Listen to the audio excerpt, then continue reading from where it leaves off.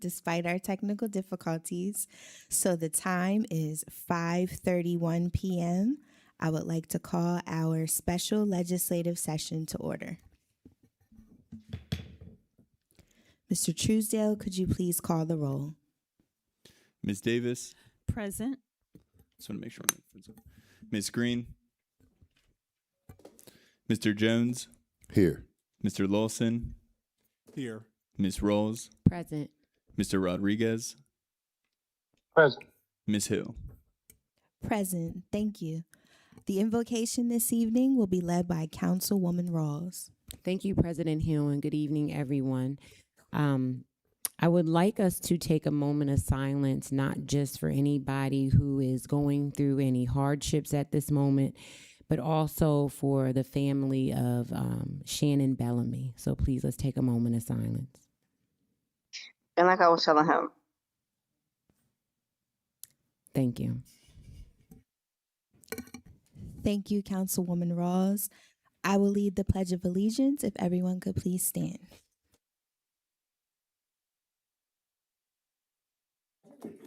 To the flag of the United States of America and to the republic for which it stands, one nation, under God, indivisible, with liberty and justice for all.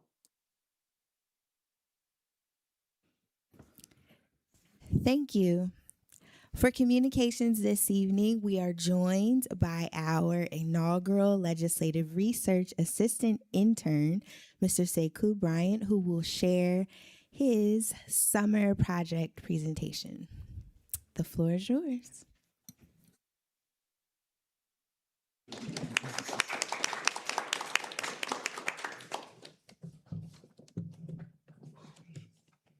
Good evening, everyone. Wait, can you hear me? We're good? All right. Well, as an introduction for myself, hello Harrisburg, hello City Council. My name is Sekou Bryant. I am the current legislative research analyst here, working under Jared Truesdale, and today I'm going to be talking about my findings with my research project of creating access to underserved populations.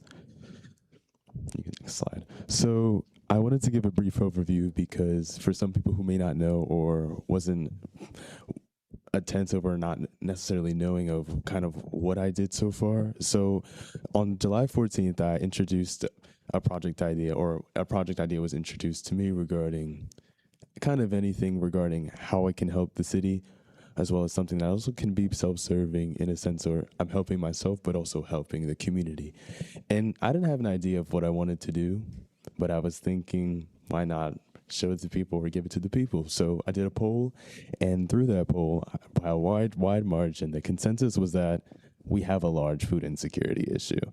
The middle map shows us the census tract. So this was kind of a mistake on my end. So I was displaying the zip codes last time as census tracts, but census tracts are in between, like in the middle of zip codes. So between census tract 216, census tract 217, census tract 211, census tract 255, and census tract 214 deal with over 15% of people who live in these census tracts deal with food insecurity. That is very immense, especially considering the fact that there are 58 census tracts in Dauphin County. 8 of these census tracts have over 700 people dealing with them, and 6 of them are in our city lines.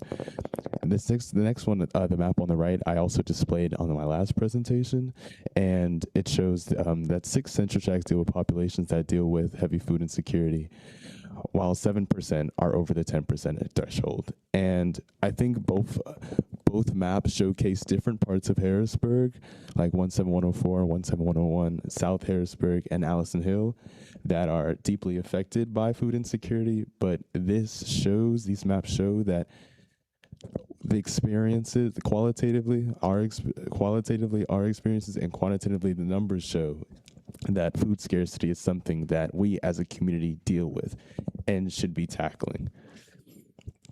So through all that, and kind of, next slide, please. Through all that and figuring out that this is something that is immense and also not just in one part, like one data spot, it is everywhere in the city. I conducted research based off of defining food insecurity, defining what a food desert is, and through that, I've decided to do my research project based off of this survey, which explains kind of the go-tos of kind of how we can figure out how to mend the process. So what is your zip code? Do you deal with things like, is there not enough food in the household? Is food readily available? Things of that sort. And the places on the left are the places that I went to give out these surveys. So we have Fox's Wash and Go. I went to the Men's Mental Health Summit at the Camp Curtin YMCA. Hope from an Angel, Okishi for Hair, A Miracle for Sure. And during the summers, I was working and I was able to get some surveys completed at the Harrisburg School District's Youth National Showcase and National Night Out 2026, as well as publicizing it through Facebook, Instagram, and Nextdoor. Next slide. And these are the most important research or the most indications I found in my research. So one of the biggest things that I've recognized was that 38% of people either are uninformed or actively don't use alternatives to gain food besides personal income, and also 31% of people actively use food banks, which shows that Harrisburg has a big inequality regarding what people do know and what people don't know. Because this also, I wouldn't say purposely, but also goes into kind of the regarding what things or how people get to these spaces. So 47% of people use personal transportation to get to these places, which I think is an indicator that we do have low access, and simply having food assistance doesn't guarantee that residents can physically be accessible towards it. Also, I didn't emphasize this in the beginning, but we did have over 600 respondents, and 99% of them are participants in the city, which is kind of an overstatement from what I was expecting, considering that we've only had the surveys out for about 2 months or so. The zip codes that are most participant in this, who participate in the survey, were between 17102, 17104, and 17110. 48% of people who are through the survey were they're sometimes, often, or always running out of food. 41% of people skipped a meal because there was enough food in the home, and 41% of the people who said yes lived in the 17104 zip code, 29% from the 17102, and 19% from the 17110, which coincides to the data points in the beginning regarding the census tracts. Due to most of the census tracts, the only people who were food insecure dealing with these same people fall into these zip codes. But there is a consensus that 99% of people want access to nutritional food or food that is fresh. And I think that just indicates that people, even if they don't have the direct access to it, which can be from a multitude of things, at the end of the day, want nutritional or fresh value from want nutritional fresh food. So next I'm going to talk about my community outreach. So the biggest thing for me, or the most impactful thing to me, was talking to people, because I think I gained the most insightful information through understanding people, what they do, and how they service the communities that we might not see on the day-to-day basis. So I talked to Katie Kerr and Morgan Flood, and Katie Kerr is the Community Engagement and Advocacy Specialist, and Morgan Flood is the Policy Research Specialist with the Central PA Food Bank. And I mentioned them before in my presentation on the 14th, but they did an immense job of creating a lot of the data that I've been using during in this presentation, as well as giving aid and recommendations to things that they might see as viable. And I know that this is something that is very Harrisburg specific, but because they are Central PA, they have done data for Franklin County, Lebanon County, York County, Cumberland County. So this is not something that is related just to Harrisburg, but I do think that speaking to them, I learned a lot, and from the information, as well as my survey, as well as their report, a lot of the information I was able to hone down and kind of figure out how the dots connected. So I also spoke, key interviewers that I spoke to was George Fernandez. He's the CEO of Latino Connection. Now, he doesn't directly do anything that's regarding food insecurity, but he introduced me to so many people who are I would guess, freedom, like the people who are the dictators of how these companies and services function on a day-to-day basis. So this was kind of just a thank you for leading me to these people who want to see substantial change in our community. Next, I talked to Randy Yeager, and she's the director of human services, and she coincides 5 different things, and I know helps grants for the city. And one of the biggest things or inspirational things that I got from her was the who do you need help with, or the pamphlet. And I was knowledgeable of it, but I didn't know how much information or valuable information that can be used for basically everything. And I believe that that source is a really good, utilizing that source, at least for me, I knew that was very beneficial for me. So I know it could be beneficial for other people in our community. Also, I talked to Reverend Matt Best. He's the pastor of Christ Lutheran Church.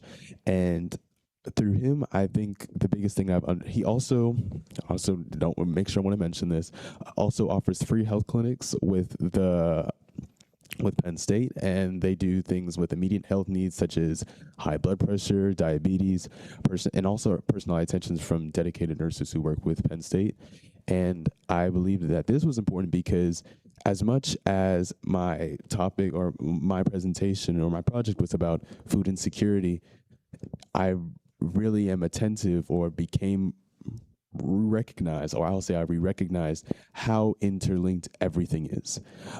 People who are usually dealing with food insecurity, this is not the only problem they're dealing with on a daily basis. So talking to him, and also because of what he does, what he runs is very multifaceted. He does Sunday brunches. He has a community refrigerator where people use every day or use every Sunday or so. And it is common that people use him as a resource for not just food, but as a place, a sanctuary. So I believe that was very important.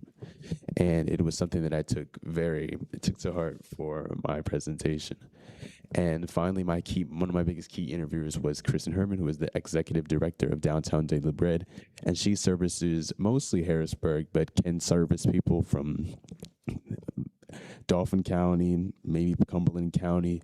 And they do a lot of things that help people who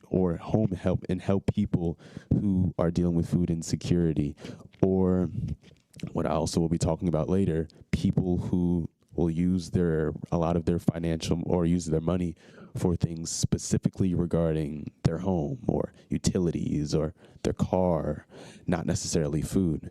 And I thought that was something that was really insightful, because I think people think that, I have a roof, people assume that I have a roof over my head. So because I have a roof over my head, I have food on my plate.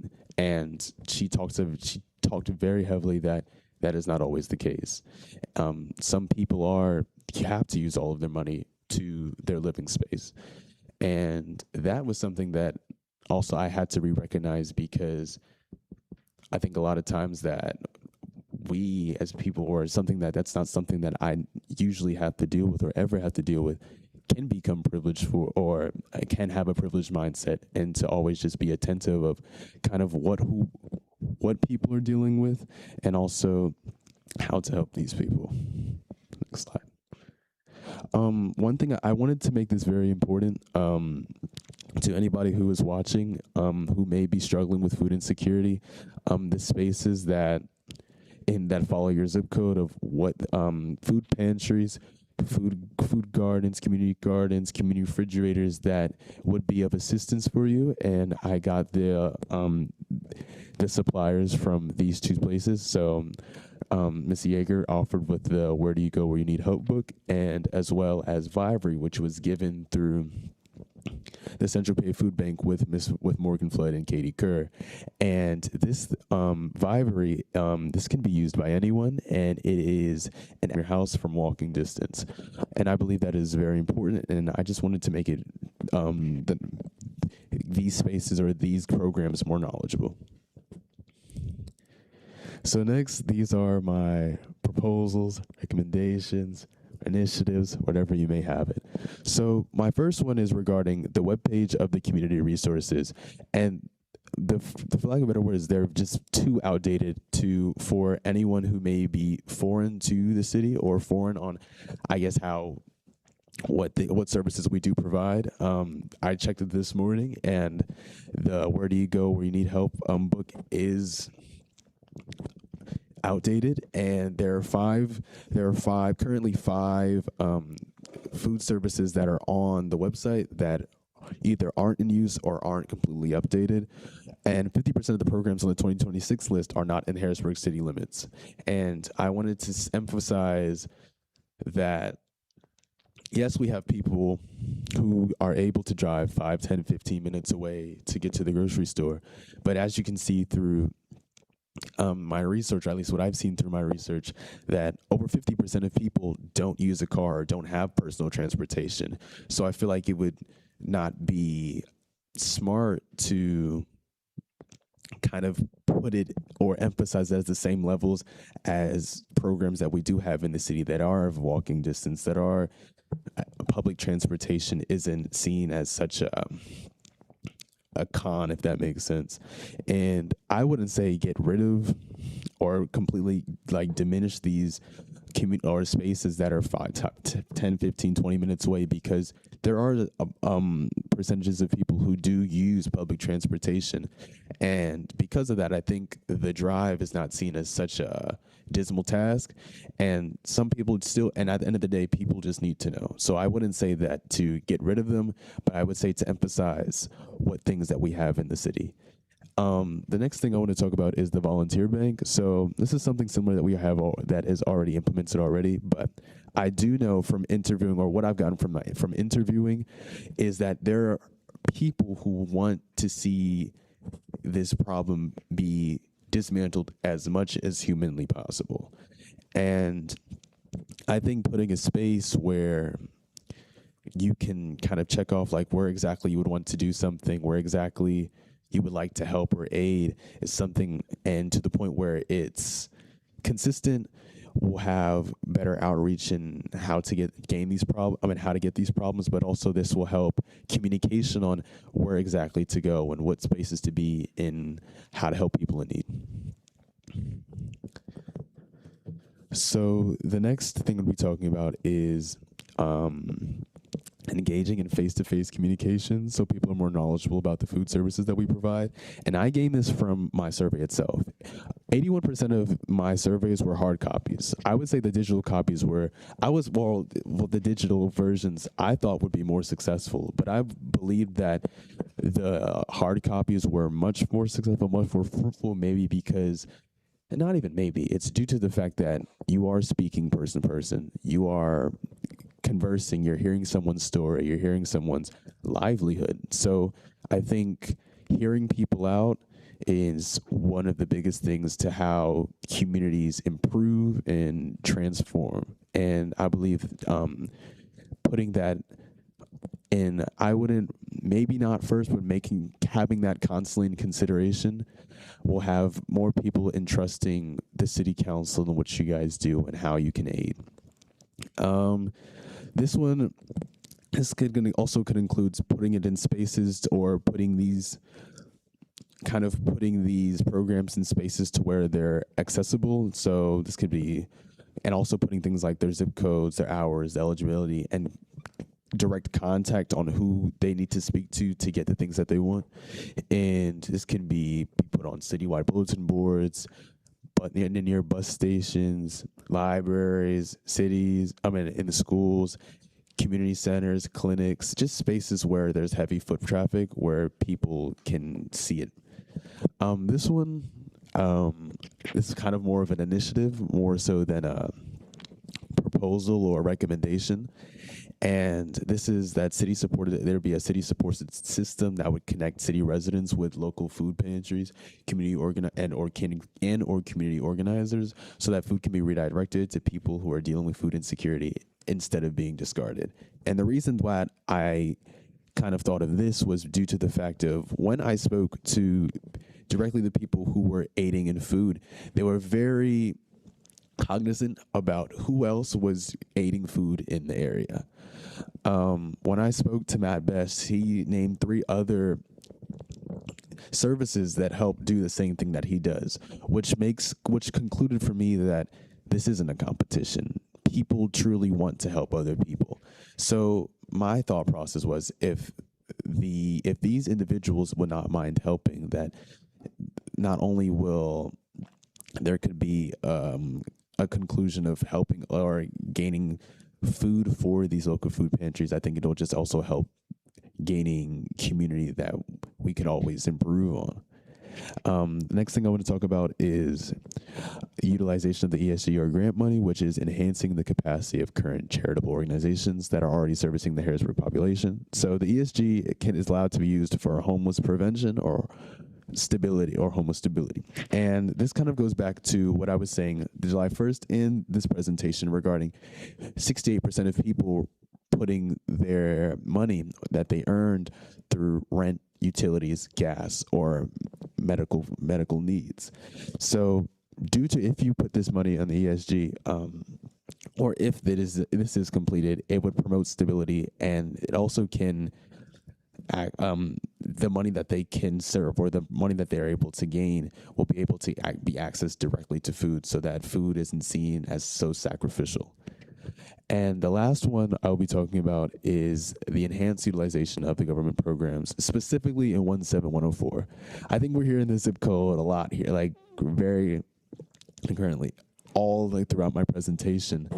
And it has one of the largest participation gaps in Pennsylvania, with more than 1,100 children likely eligible for not being participated in WIC, which is a government program. It is the largest in Central PA and the Central PA Food Bank's service territory by a wide margin, and it's only comparable to bigger cities like Philadelphia and Allentown. Like I said before, 17104 has been a very big target on how can we aid each other. And I didn't emphasize this kind of throughout the rest of the presentation, but the children in Dauphin County face immense food insecurity, higher than any neighboring county that we have, of over 12%.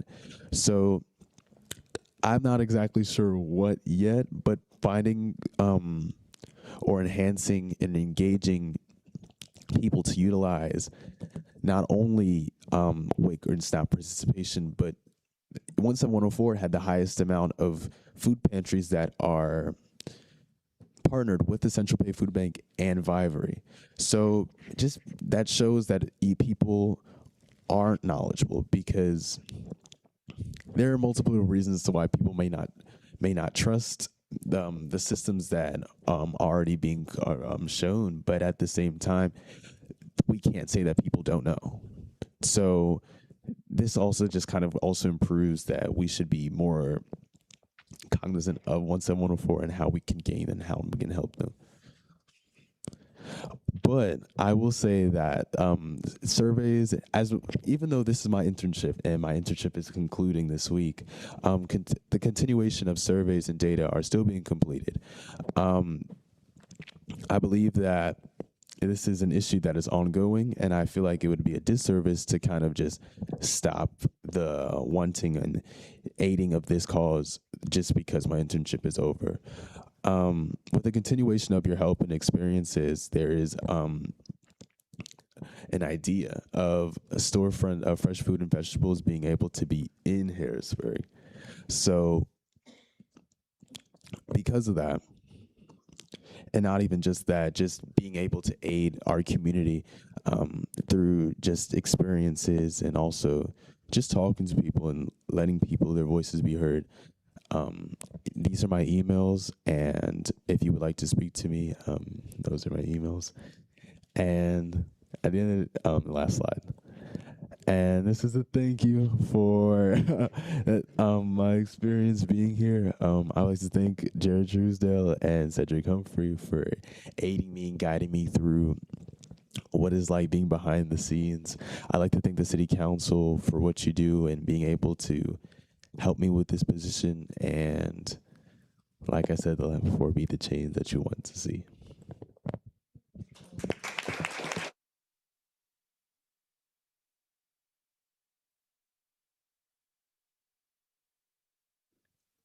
Excellent. Thank you so much. We hope that you found your internship to be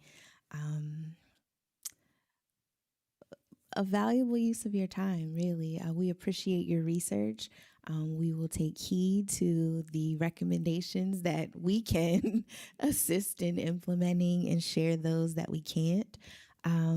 We can also still make the QR code available in our office. For any visitors that may stop by, they can scan the code. Now, they will be digital. I know your preference is hard copies, but we can continue that dialogue around such an important issue. So thank you. Thank you for your initial presentation. Thank you for tonight's presentation. We wish you the best of luck as you begin your next year of college. So yeah, thank you so much. Sure. Vice President Jones would like to, everyone will likely want to share something. Yeah, I think we all got to give you a little something, man. You did a wonderful job coming in, and just your presentation the first time.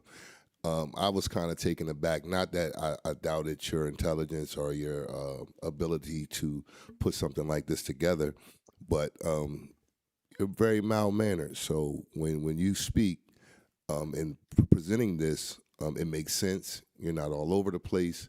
So I just want to let you know that you have a wonderful, wonderful future ahead of you. And I know family is proud.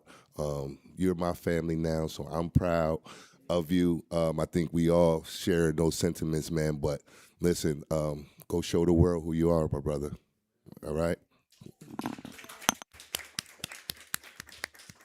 Councilman Lawson? Thank you, President Hill. To kind of follow up with Vice President Jones has said, what it will spell out is when you go to the office and you see Sekou there, he looks like he's just hanging out. When you meet him around, he's so laid back, you think he's not really doing much. But when you listen to the brother speak, he comes with a lot of gravity, a lot of gravitas, and he really is someone that we have to keep our eye on. I do have one question. What high school did you graduate from?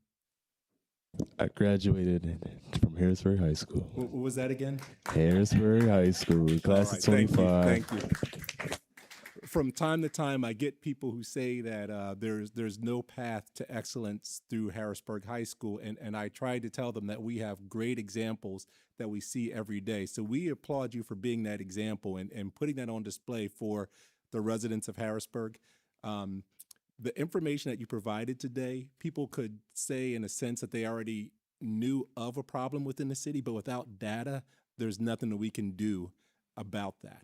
So you provided the data that gives us the tools that we need to try to correct the problem instead of just saying, hey, it's a shame, I wish someone could do something about it.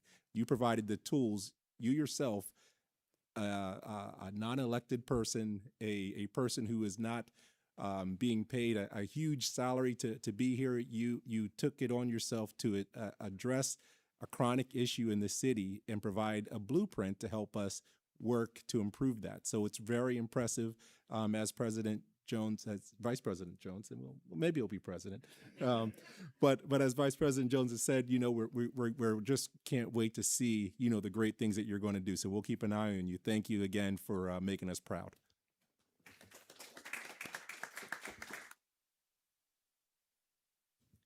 Councilwoman Rawls, anything? Sorry, are we going this way? No, it's all right. I was just, I am just so proud of you and what you have accomplished this summer. As Councilman Lawson asked you what high school you went to, I hope that I hope the camera back there, God, I don't know if you're from a news station, but I hope that is the headline. Former Harrisburg graduate, math science, just Harrisburg graduate, gave a beautiful presentation, not only with facts, but then you gave us solutions. And I was sitting here writing them down, thinking, okay, how do we get this on the website? What are our next steps? So just thank you for your internship this summer. Thank you for your information, but also thank you for your resolutions. So I look forward to seeing you shine bright and have a wonderful school year. Have fun and learn lots. You're welcome. Councilwoman Davis. Thank you, President Hill. And thank you, young man. I really have enjoyed you being here with us this summer. As my colleague mentioned, when I walk into the office and I see you, it does look like you're hanging out, just hanging out. But your presentation speaks volumes. And I am personally, I'm personally appreciative because on the outside of council, I work in the community with senior citizens, and a lot of our senior citizens are at deficient when it comes to food and food insecurity. So that's something that's going to be on my radar. Again, thank you for the statistics. And I'm going to actually, can we have a copy of the, okay, great. I'm going to need a copy because I'm going to refer to your research to help our residents in the city of Harrisburg. So again, thank you. You are going to be an asset anywhere you go. Okay, and I appreciate you. Thank you so much. This is for, I know he didn't forget them intentionally, but I do also want to thank our, what's your job? Uh, no, our clerk, Mr. Truesdale, for, putting in time with Sekou as well, man. I know you have a lot of ideas as well, but I just really appreciate that, being able to put time in and pour into our youth. Like I said, man, you got a great future. So just make sure that you are intentional about your next steps. Just make sure you're intentional about that, man. And I just wanted to say again, thank you to Mr. Truesdale.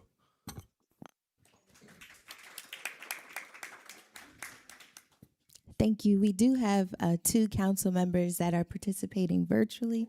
I wanted to provide them an opportunity if they had any words. I believe Councilwoman Green is online and Councilman Rodriguez. If you can hear me and you'd like to offer Sekou some encouraging words before we move forward with our meeting agenda. Yes, Madam President. It was an honor. I actually had the privilege to walk in on a session with our city clerk, Mr. Jarrett, and Sekou as they were building on what this project would look like.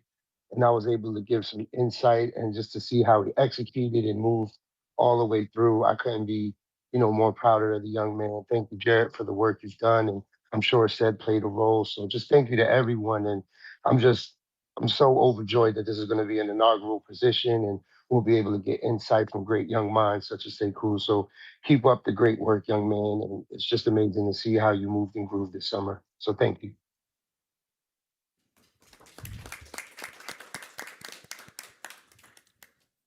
Thank you. Councilwoman Green, are you still there?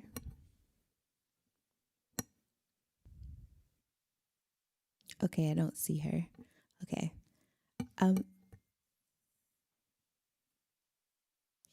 Okay, thank you. She has another public safety related call. So, Sekou, we do have something for you if you wouldn't mind joining us. We like to take a picture around here. So if you wouldn't mind joining us, we'll share our small token of appreciation, take a picture, and we'll keep it moving.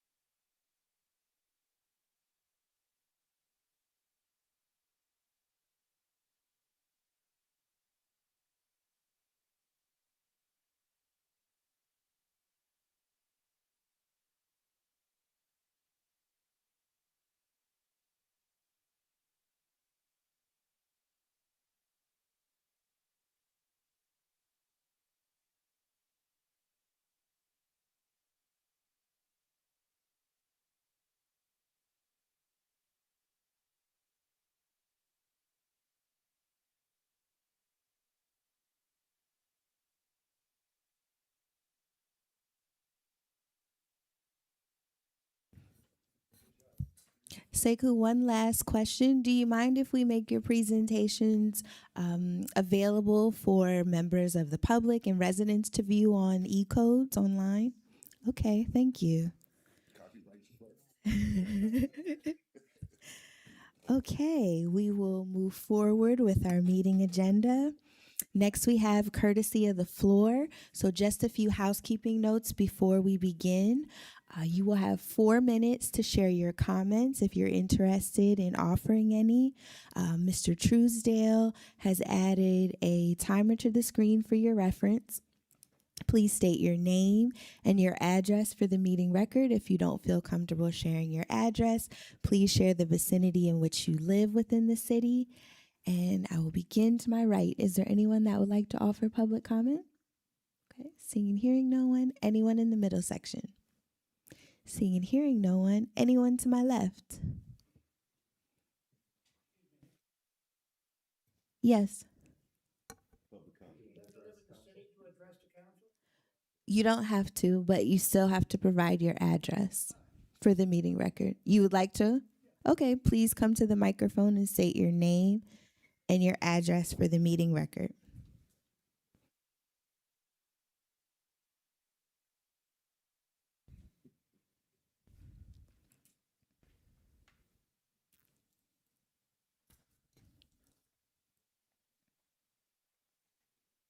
Dennis Samancic. Previously, I lived on Allison Hill. Couple different. Is this on? Couple different places. I was totally involved in the renovations of historic properties on Allison Hill.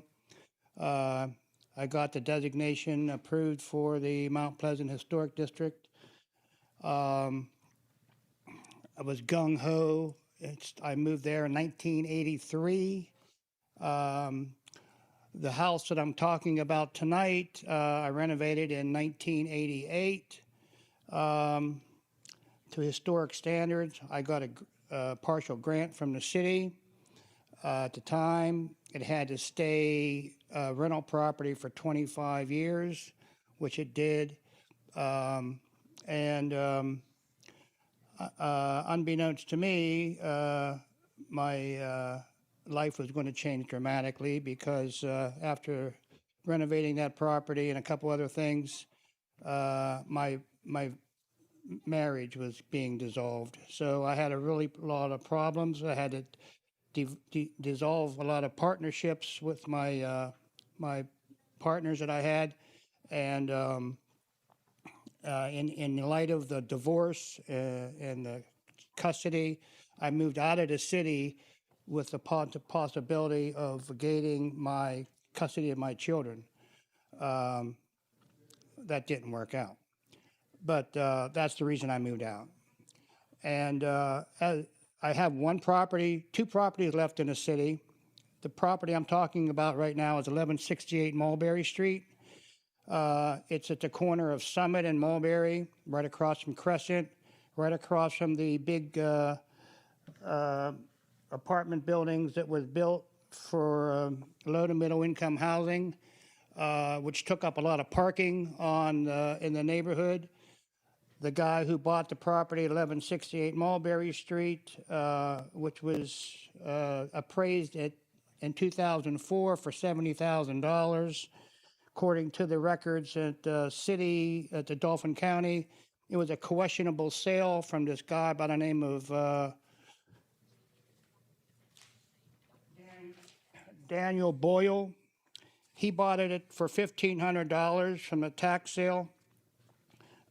He sold it to a guy by the name of Benito Hernandez, who has consistently violated the historical standards in the neighborhood. He has consistently took over parking spaces. He's running a fix-up and repair service. He is buying and selling cars from that location. And he has other people living in his house. It's a rooming house now. I had my life threatened and my property damaged. A rock was thrown through me, my glass and screen on the first floor of my building, which is right next door at 1166 Mulberry Street. I put a camera on the second story of the building. It was stolen at some point because he has a contractor who was living in that building who has 3 box trucks, and there needs to be something done. I sent email to Miss Green, Miss Davis on July 20th. I have not received one response at all. I spoke to Jared a couple times, and he said he talked to Miss Green. Still haven't gotten anything back. Thank you for your comments, Mr. Semantic. So I want to make a pledge to the city council, for 1 minute, that we need to get commercial trucks off that neighborhood because they're taking up space in the parking spaces. They're very limited. So I'm just asking to have a ordinance done that no overnight parking should be allowed with bucket trucks and box trucks and construction trucks taking up spaces where other people can make use of the space. It's very limited there. Thank you for your comments. Councilwoman Davis is present if you wouldn't mind waiting until after the meeting, and you can speak to her tonight if you'd like. We got Okay, another meeting after this, right? we do. So, right, I could talk in a few minutes. Okay, All right? thanks. All right, thanks. Anyone to my left?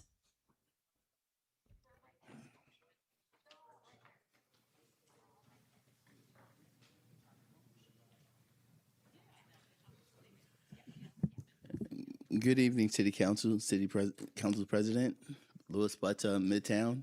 I'm really glad to see a young guy from Harrisburg filling up some data and doing stuff. But we got a greenhouse up in Reservoir that we can start planting. We need a process. There's McCormick's Island, which is 145 acres that we can use to raise plants for our city, our population. So we have the facilities to facilitate. It's just us as adults taking in charge and doing it and planting. We're in Pennsylvania. Our agriculture is #1. We have the farm show. It's kind of ridiculous that we can't get it together where he has to spit out stuff like that. It's just ridiculous. It's appalling. I'm a full-grown guy, graduated from Harrisburg High, and the gap in age, and we still haven't crossed the bridge, bridge the gap. Several weeks ago, before you guys went on vacation, I said we were talking about how we can make money, remember? And I said, well, they're coming into Harrisburg at 60 miles an hour. Remember I said that? And we could set up some kind of a speed trap to get money. Now, a lady just got murked on Front Street. The guy, they go 60 miles an hour. I'm telling you this stuff again. They go 60 coming into Harrisburg. I sat up there and watched them. They come in at 60. Something else is going to happen if we don't be responsible for our population. The lady that died was not like a nut case, but she needs to.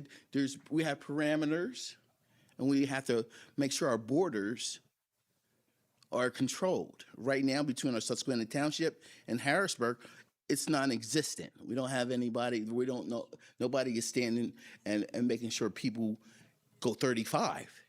They come off the highway. They hit 60. They stop at Division, and they try to get to 60 before they hit Foster Street. I almost got hit, and I'm good.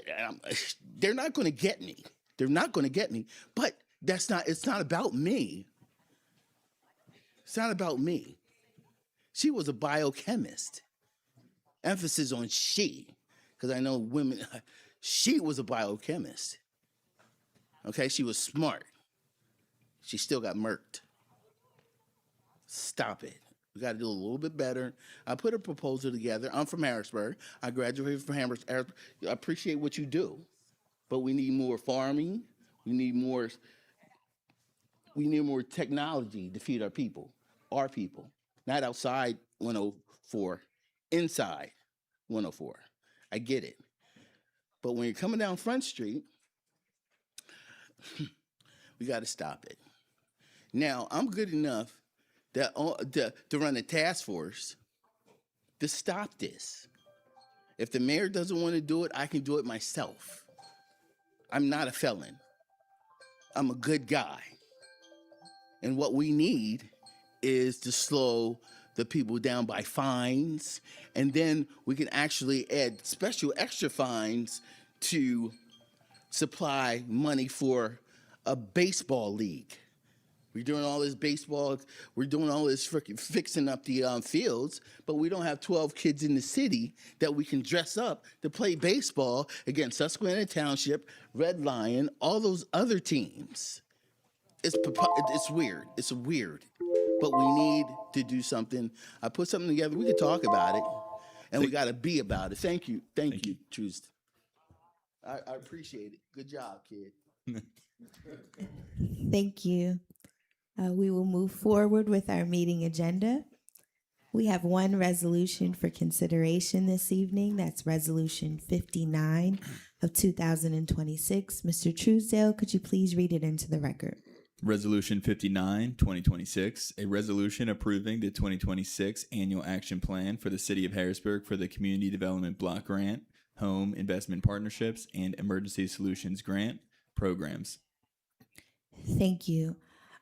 I will entertain a motion to suspend the rules for a brief discussion. So move. Is there a second? Second. Thank you. So before us, we have Resolution 59 of 2026. Is there anyone present to discuss? They move, they slide, so you can have one for yourself too. Okay. Hello. Good evening.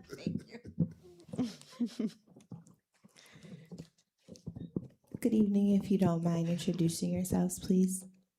Good evening. My name is Ashima Bussey. I'm the program manager for the Community Development Block Grant in the Department of Building and Housing Development.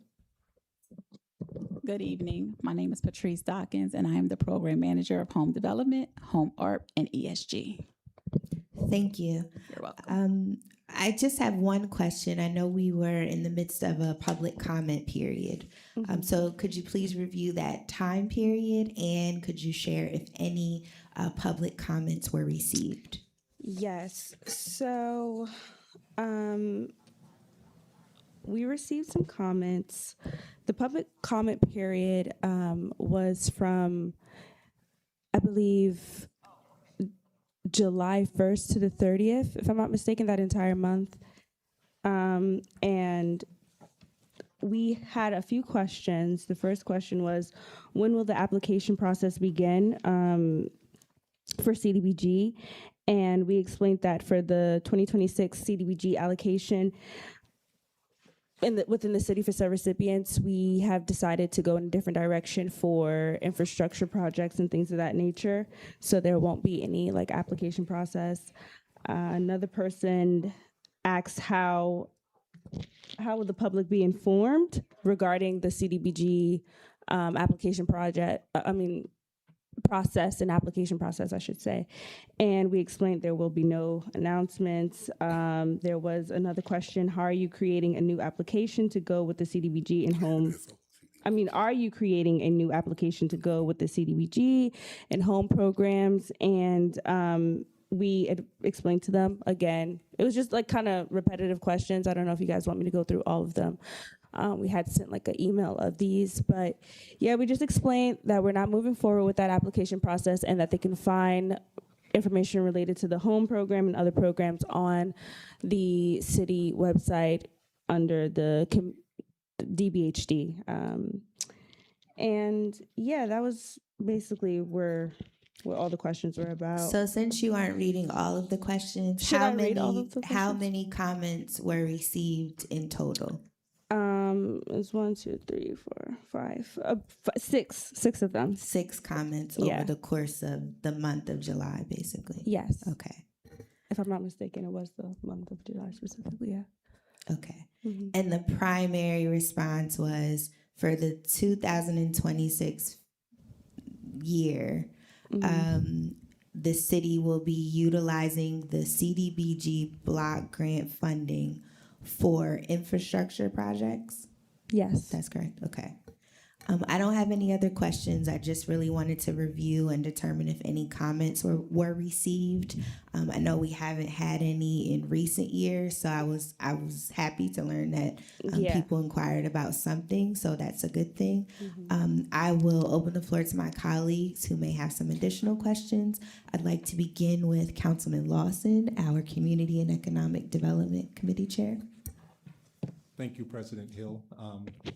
The one question that I have is, you said that the CDBG, we're using it for infrastructure, but as far as the home and ESG, is that closed as well, or will residents be able to, or excuse me, residents, but organizations and residents be able to apply for funding through these programs? So home is open any time of the year, as long as the funds are available. Anybody can apply. ESG, we will reopen again for the next funding year. Okay, great. I just wanted to make sure that that didn't get mistakenly wrapped into the same message, just so people knew that. Okay. I don't have any further questions on that, but I just wanted to make sure we had that clarified. Thank you. You're welcome. Thank you. Vice President Jones, any questions? Yes, thank you. I just have a few questions. And one of the things I do just want to put out to the public is the amount of the monies that we're talking about here in each one of those categories. So correct me if I'm wrong. ESG, 158,800. Correct. CDBG, 1.7. Yeah, approximately. Yes. Home, 462,265.90. Yes, correct.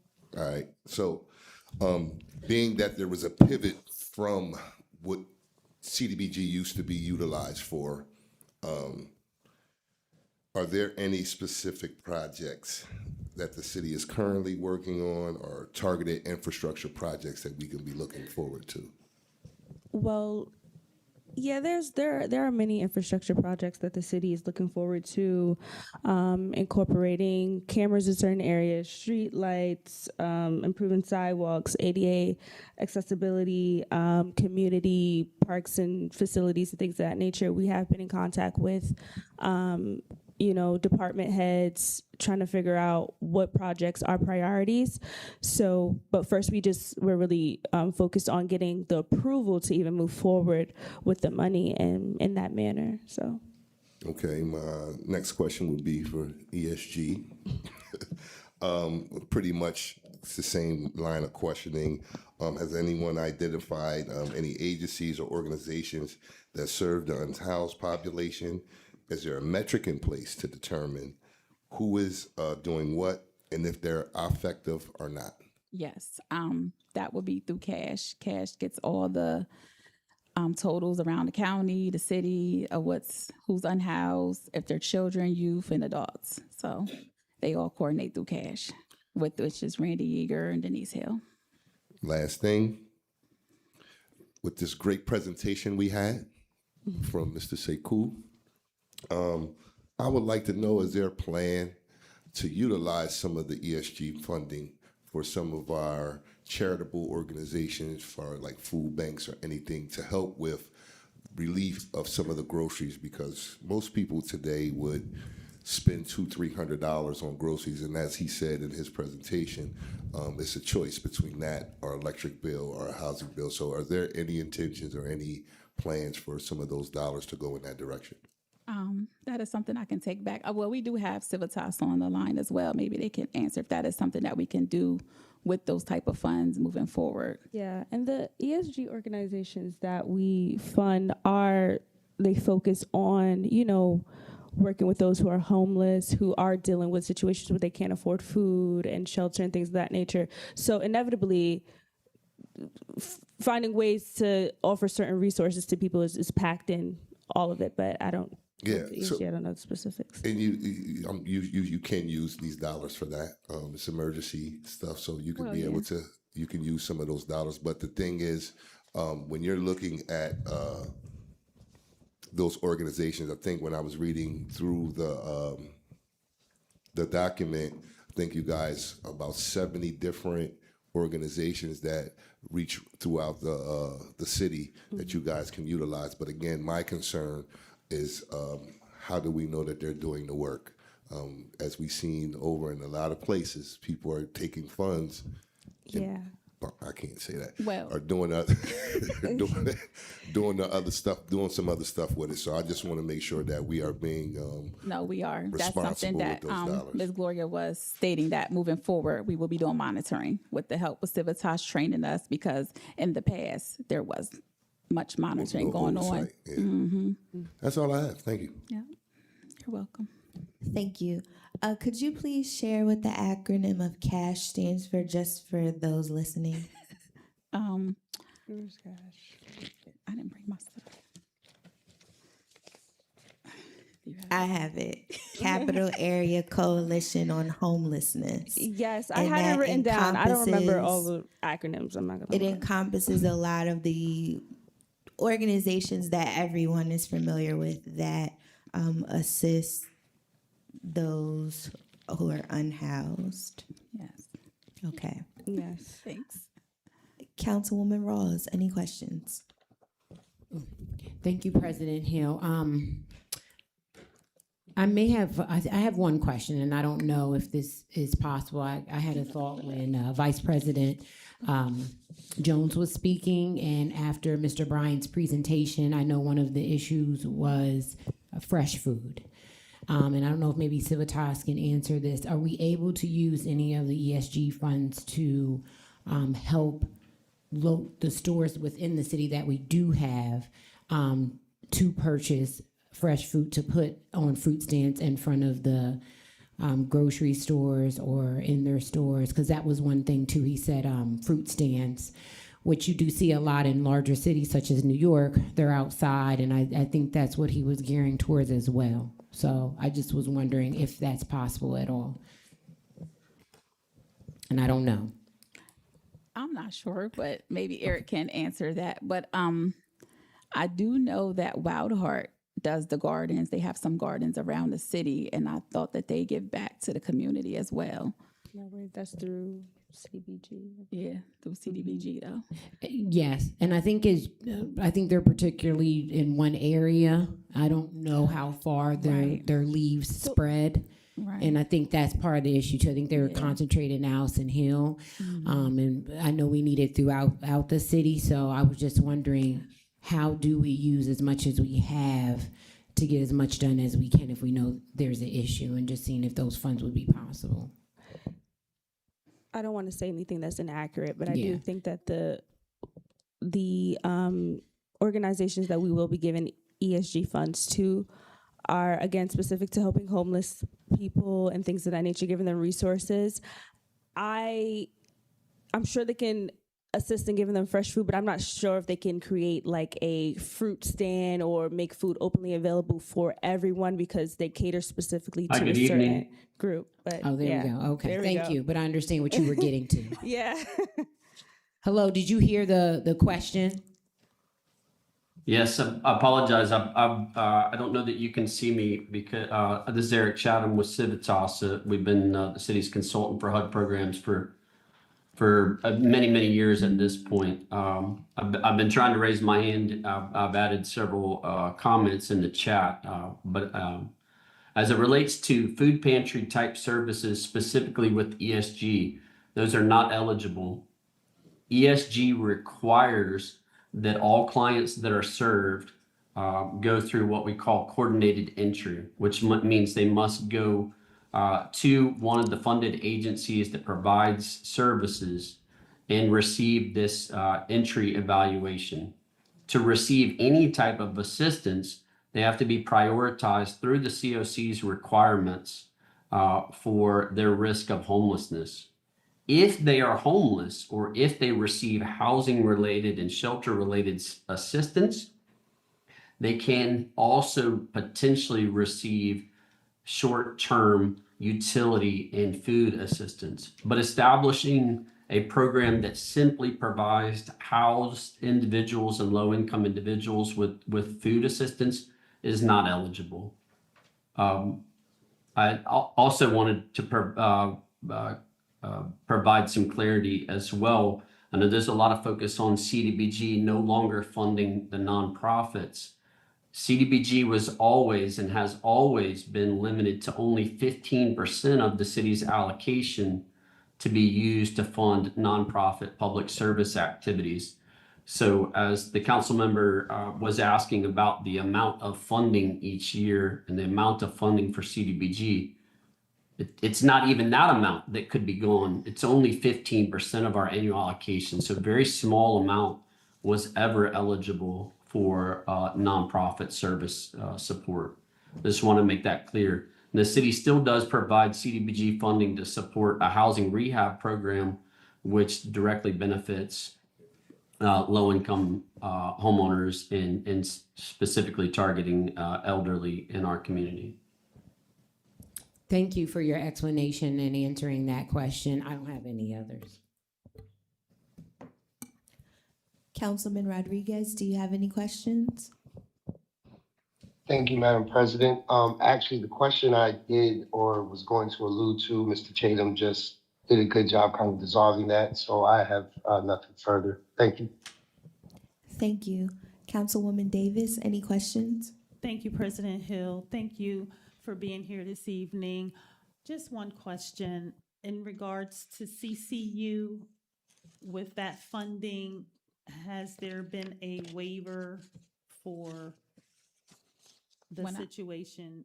I did talk to Tiffany today, and she did state that something was written up, but I'm not sure if it was sent out. So maybe Tirsa can answer that question for you. Okay.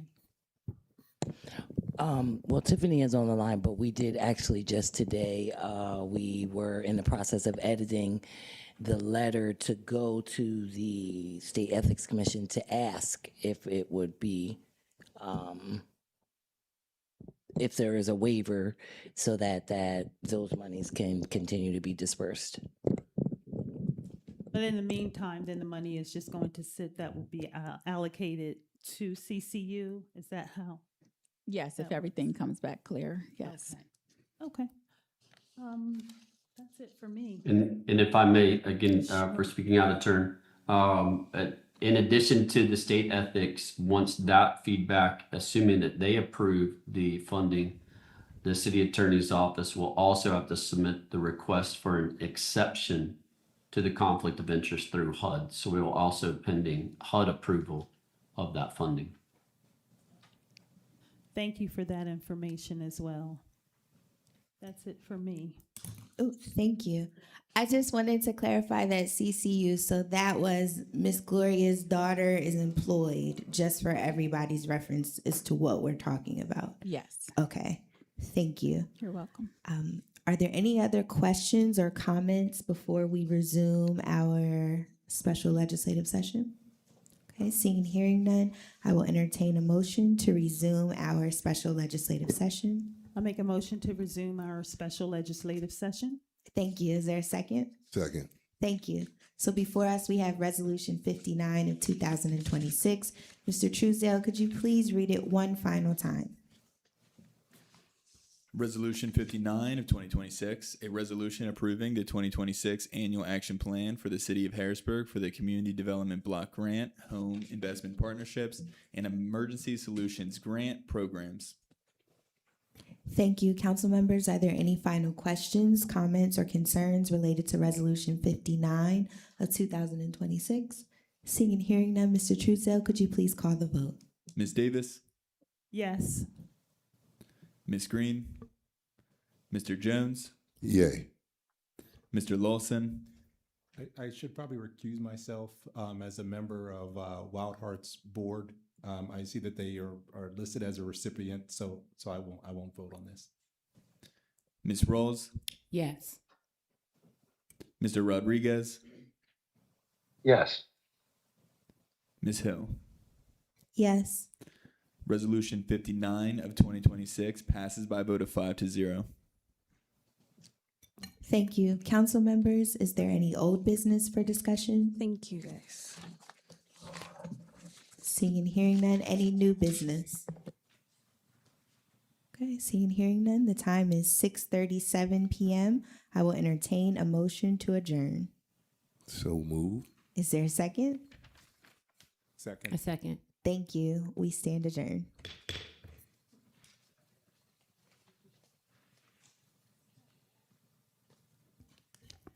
Okay, as was mentioned, we will convene a policy work session this evening. Our discussion topic is off-leash dog park or parks. So we will begin. The time is 6:37 p.m. Mr. Truesdale, could you please call the roll? Ms. Davis, Present. Ms. Green, Mr. Jones, Here. Mr. Lawson, Here. Ms. Rawls, Present. Mr. Rodriguez, Ms. Hill. Present. Thank you. Again, our policy work session discussion topic this evening is an off-leash dog park.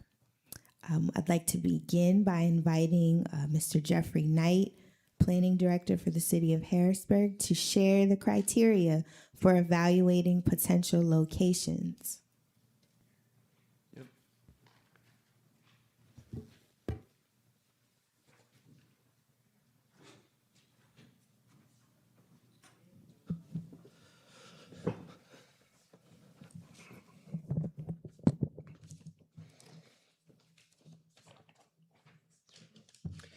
Yeah, so good afternoon, City Council members. I'm here tonight to kind of give you a brief overview maybe of the zoning considerations, and also when the City Clerk's Office asked me to do a presentation, I noted we had a couple, I had a couple of ideas for some potential parks, so that's what is in the packet before you there. And, you know, that's nothing on the boards or anything like that, just some like very high level conceptual things if the council's, you know, looking to move forward with this at a later date. We don't really have a lot of experience with off-leash dog parks here in the city of Harrisburg. I think the only one, to my knowledge, during my tenure here was over on 7th Street, and that was managed by a nonprofit. I think maybe Friends of Midtown managed that on land that was donated to them for that purpose, or at least temporarily donated. And we really treated that more like a kind of temporary use and kind of for the purposes of gaining information on exactly, you know, what the impacts of this would be, what the needs of dogs would be, or the owners of dogs, how well the park worked for them, and you know, what maybe recommendations the users of that park would have coming out of it. So we've never really had to make a formal determination on what type of use this was, but I wanted to take a, you know, shot at that, and that's what you see here in the first page of the spreadsheet here, or sorry, of the PowerPoint. And as I noted, it might be classified as either a natural area or wildlife refuge, which is only permitted in the open space and recreational district, or potentially a recreation outdoor use, which is permitted in the open space and recreation, commercial neighborhood, commercial general, and or industrial. You know, I think it would really kind of depend on maybe the nature of the park too. And I'm sure certain ones could be just a fence and just running around in a grassy area or something, which I would consider more natural, and others might have a bit more playground equipment for the dogs, astroturf, things of that nature. And, you know, I think at the end of the day, this kind of falls in a bit of a gray area, so we'd probably have to figure out which way to loop it in. If publicly owned by maybe the city or state, county, whatever. It could also be considered a municipal-owned use, which is permitted in all districts but the open space and recreational district. So the other considerations aside from the actual use would be the location, height, and material of any fence that would be proposed to enclose the dog park, any light and glare control if they were proposed for like some outdoor lighting for night use, and then potentially any noise. The actual noise ordinance section in the environmental performance standards is more applicable to commercial, industrial, and institutional uses, and not necessarily something like this, but certainly when you have dogs, it would be a consideration as to where it would go, and certainly in any public engagement with the community.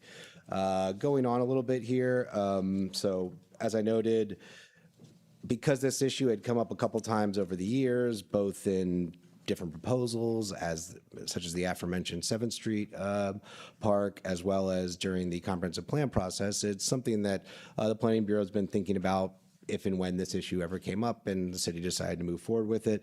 And so I thought I'd put a couple ideas in front of City Council as conceptual opportunities and kind of highlight some of the positives and maybe the complications with those particular areas.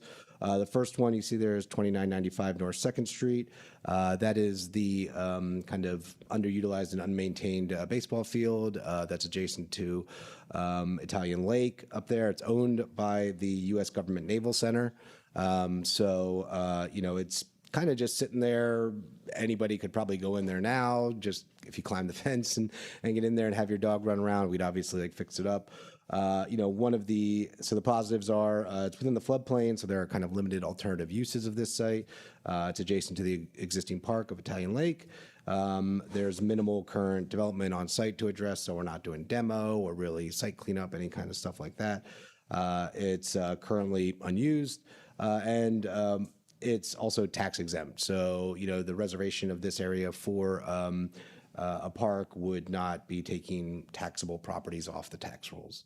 The complications are it's owned by the federal government, so we'd obviously have to be working with them and, figure out whether they'd be willing to sell and go through the administrative process of doing that.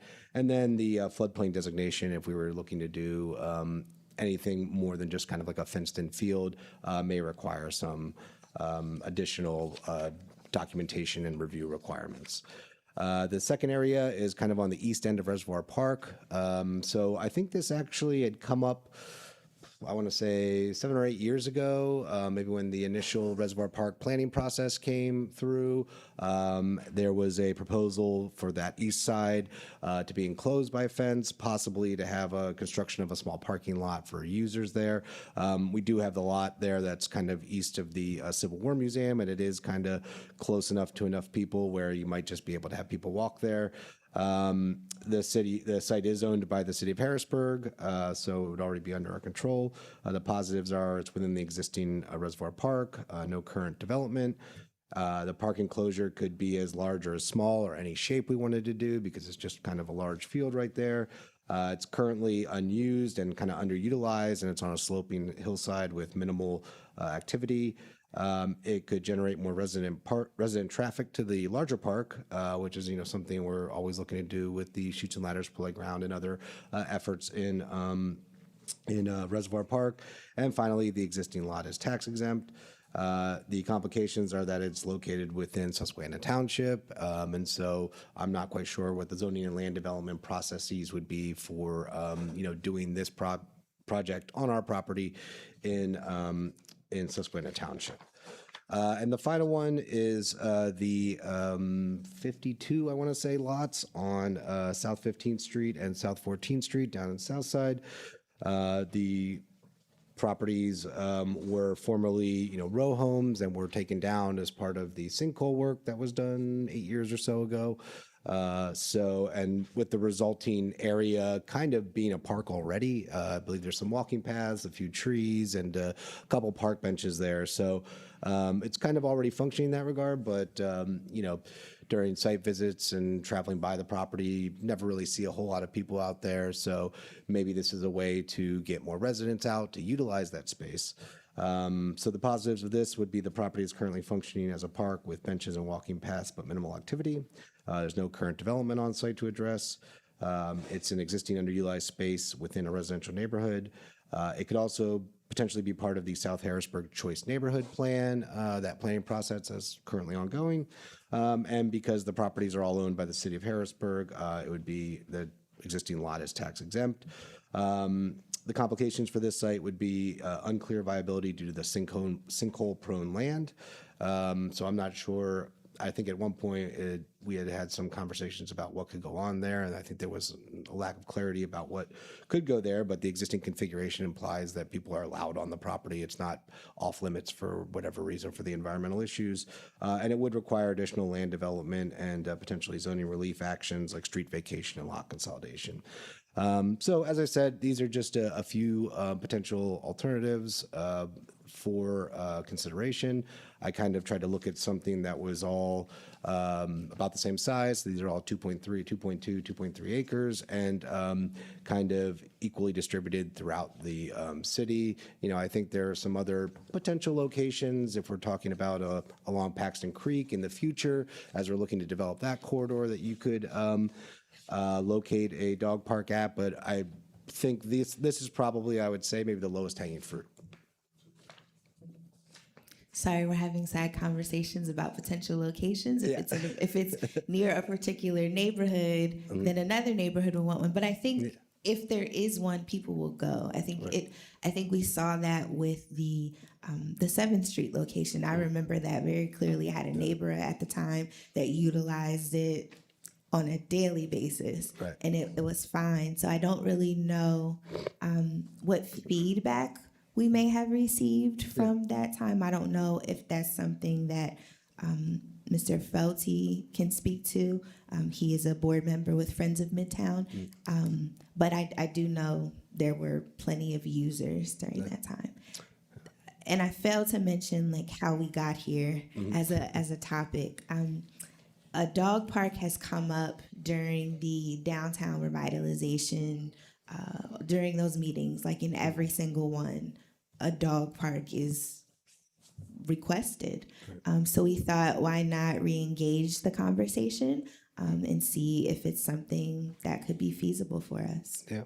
Well, you know, and I think the biggest challenge is really finding enough space because in a lot of places, like especially downtown, you know, you don't have acres of undeveloped land really, and you want something large enough that you can throw a ball and have your dog go run and chase it. And it's not going to go out into a street or something. So, what's that? Backyard. You know, I think maybe one place for a dog park downtown just comes off the top of my head is City Island. You know, we have the pretty much the south side of the island is all paved for parking, and you know, I know it's used during City Island Senators games and maybe during some other events like Capona, but I think for the most part, a lot of that land is, or a lot of that parking is relatively unused. And so I think there may be potential for conversion of that parking area into a dog park. The other benefit being that it's in a floodplain, so naturalizing any part of a floodplain is definitely helpful, both for conformance with our floodplain regulations, but also just to remove potential insurable or damageable, you know, structures or vehicles from the flood area. Thank you. I don't have any other questions. I want to open the floor to my colleagues who may have some additional questions. I'd like to start with Councilwoman Davis. Do you have any questions for Mr. Knight? Thank you, President Hill. Good evening, Mr. Knight. The dog park sounds like a nice idea. I can see the residents going in with their dogs, and then the dogs can make friends and the residents can meet each other. And sounds like a nice idea to me. What is there a time frame that the dog park would be open, or is it just a 24-hour, just go anytime, or is there? You know, I think that's something we'd probably work out in a public engagement prior to the establishment of the dog park. Again, things like lights, hours of operation, you know, even whether there be, you know, play areas inside with logs and stuff like that I've seen in other places. I think that definitely be something you'd want to work out with the community. I would imagine that the more segregated it was from the neighborhood, probably the more likely you'd have 24-hour access, as opposed to something right across the street from people's homes. You wouldn't necessarily want people out there at like 3 o'clock in the morning with a dog barking or something. Right, because then we might need an ordinance for dog barking. Right. Yeah. But no other questions for me. Thank you. Thank you. Councilman Rodriguez, do you have any questions for Mr. Knight? No real questions. Thank you, Madam President. Just more of a statement. Thank you, Mr. Knight, and for the work you've done towards this and the Friends of Midtown group. I just would definitely like to see, perhaps if we're piloting dog parks in the Midtown area, I just know for a fact, uptown the Hill, even in Bellevue, the residents, I've heard it going door to door, and it's something that comes up frequent. So I definitely know the implementation of that throughout the city would be just not only honored by the residents, but definitely needed. But to Councilwoman Davis's point, there would definitely need to be perhaps new legislation toward the dog parks, and also probably upping the security measures, how we'll lock it, the hours, etc. But I definitely think it's something we could utilize citywide. That's all I have. Thank you. Thank you. Councilwoman Rawls, any questions? Thank you, President Hill. Thank you for being here tonight, Director Knight. Dog parks have been on my radar since I started here on council. I think some people may not think it's important, but it is a small thing to place in our city that gets us foot traffic, that has, when visitors come for different events, knowing that we have one for them to come visit and maybe seeing themselves here. So then that brings us more residents. So although it's a very small token or thing to place in our city, I think it's something very important. I thank you for outlining 3 different areas within the city that dog parks could go. I know you mentioned City Island. I think that one would be fine later on, but I think for a first place or a decision right now, I think it's too far. Sure. But thank you for bringing it up. But I think that's a great attraction to put in after we establish the ones in the city and saying, hey, let's add one, in City Island, especially when people are at the Senators game. I think that brings even more foot traffic. And I know that we are looking for a plan to develop City Island, so that could be something that goes in there. But so thank you for bringing that up. I've done so much research on dog parks. I won't even give it all out right now because I know we're not in the meat and potatoes of it. Right now, we're just talking about, is it even possible? So instead of me reading everything I've done and all the great things that I found out, I think my question would be, what would our next steps have to be to get the process started? And I don't know who would answer that. I mean, I would say, the identification of an appropriate location would be, well, I guess, first of all, would be looking at a regulatory, kind of regime, and do we have things about dog barking at night and stuff? Do we have regulations that might preclude something like this, or do we have nothing and we might want to create something so that before we go out and start building these out in the community, we have standards that we can, hold each of the developments to. Okay, Thank you, and I'm sure we'll go over that more at the end of the meeting, so we know I'm always a person with next steps. I love talk. And I'm like, okay, so now what are we going to do? I think that's it for me. I do look forward to this happening. I'm very on board with this. I do think, and I hope as a city, we start with one. And then next year, the year after that, looking to put another one in, but not doing all 3 or 4 or however many at one time.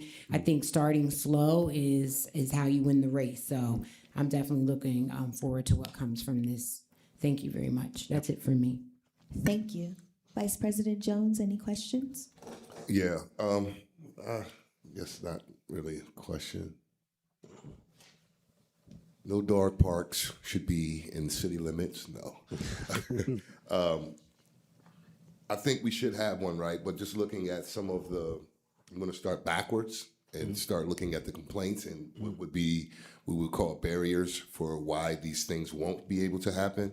So the baseball field, we've been trying to get that back to utilize it just for our kids to play on, and it's always been a struggle with that.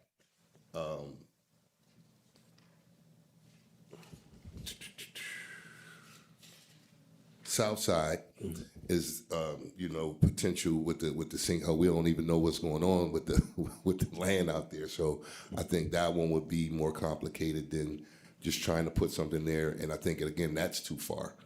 So for me, ideally would be Reservoir Park because I believe it's centralized in the city, right?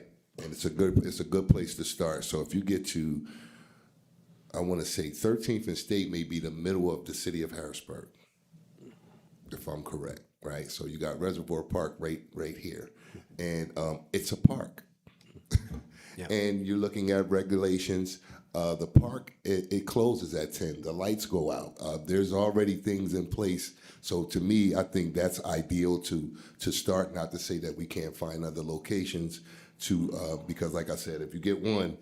And again, transportation could be an issue for other people. So, but I think with all the festivities that we're having in Reservoir Park, I think that's the ideal place. Everyone is free for everyone to come and bring their dogs. And, again, more people coming into Reservoir Park is what we're looking to do anyway. I think that would be a great attraction. It's almost like a roller coaster going up. Everybody wants to get on the ride. So for me, those are my sentiments in regards to the park. But I think starting with one is good, and I think that to me that's the ideal location. That's all I have. Thank you. Councilman Lawson, any questions? Thank you, President Hill. Thank you, Mr. Knight. I'll piggyback on Reservoir Park as being a great idea for a dog park. One, because it is a park, and we do want to. I believe it's, even though we're having more activities there, I still believe it's an underutilized park in the city, and we're just not taking full advantage of that area as we should. So that's one I would say I really would love to see. I'm not very familiar with dog parks, so I don't know exactly the workings on how this would go, but the one thought that I would have is making sure that we're always on our best behavior in a park like that where we have dogs mixing with other dogs. Is this something where you'd have like a membership? Would you have fobs or something to just make sure that we're not having people with overly aggressive dogs just unleashing within that area, or just so we can maintain kind of liability on what's happening? Yeah, I don't have dogs myself, so I've been to a few with friends that do, but I don't know how that really works when you've got dogs of different sizes and breeds and stuff all mixing together. And I'm sure it's a lot of it's self-policing, is where you've got people like, hey, you're not allowed to, got to pick up after yourself, and stuff like that. And so, I think to Councilwoman Rawls's statement about, what the next step is, maybe it's looking at successful dog parks and figuring out how these things are answered, so we're not having to, reinvent the wheel when we're creating them here. So I would say, a study of existing ones in ideally surrounding cities around here, Lancaster, York, Philly, Pittsburgh, would give us an idea of what structure other communities have built and how that's worked for them. I think that would be helpful, because I do believe a dog park is something that the city is missing, and the residents have been craving this, and just figuring out a way to do it smartly so that we don't, as you said, you alluded to when you're saying just do one, we don't get out in front of ourselves and create something that becomes more of a hindrance than something that's a blessing for our residents. So whatever we can do to make sure that we at least start off on the right foot. So like you say, maybe we just look at best practices and do that before we do anything. So maybe that's actually our next step before the actual piece of land. We look to say, okay, what are other areas doing that is successful, so that way we can implement that and make sure that our residents use it. And I love, again, using that underutilized park. That's important. Thank you. Thank you. Thank you, Mr. Knight. Before we move on, I just wanted to continue to frame this conversation a little bit. I'm reading from a research memo that was completed by our former research analyst, Cedric Humphrey. This is dated October 18th, 2022. So just for reference, dog parks or off-leash areas are growing in popularity across the country, and Pennsylvania is no exception. They are places where dogs can run off leash safely and legally in the presence of their owners or handlers. Dog parks are typically large areas surrounded by fencing. However, some spaces allow dogs to roam off leash without fencing. There is currently no Pennsylvania statute regarding dog parks in the Commonwealth, with almost all of the current parks being operated and governed by local municipalities. Pennsylvania law requires that a dog must always be confined within the premises of the owner, firmly secured by a collar and chain or leash, or must always be under the reasonable control of some person.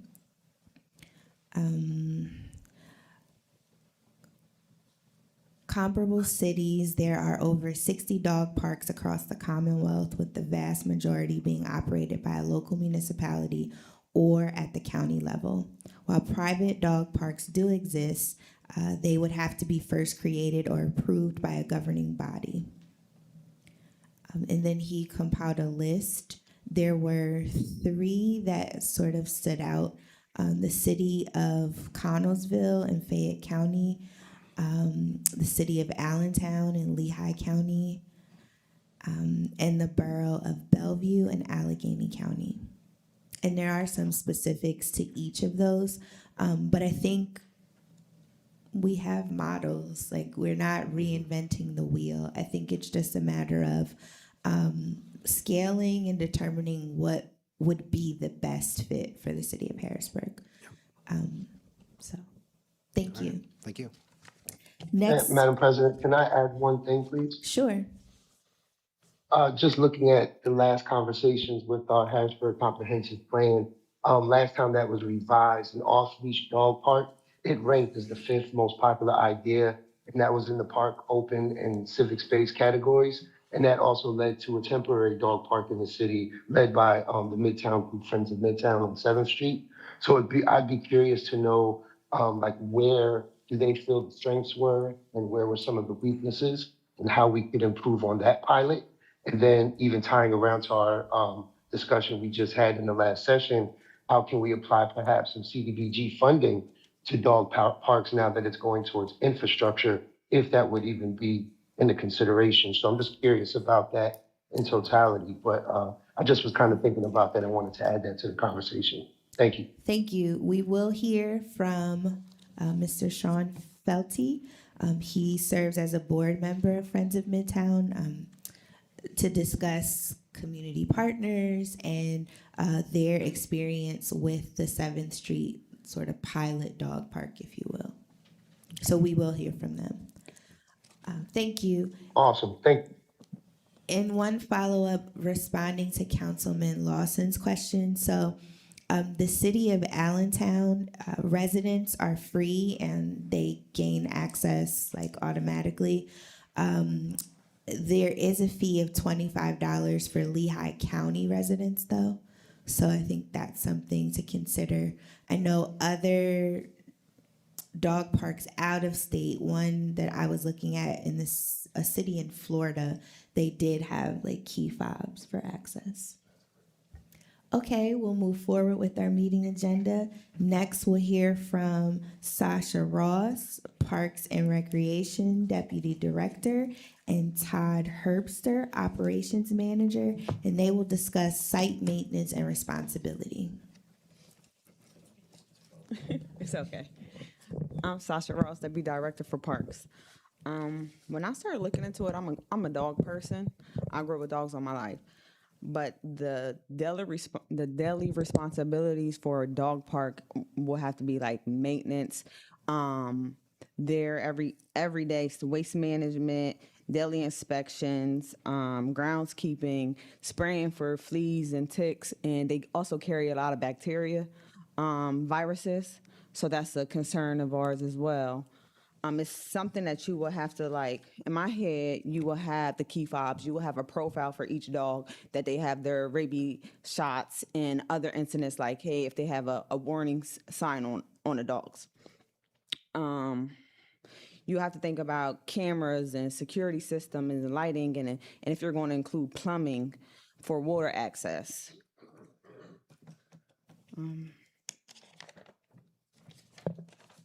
What else? I think it's something that the liability and insurance could be high on a city, so I have to be in more detail, not just an open space, because you have to separate the bigger dogs from the smaller dogs.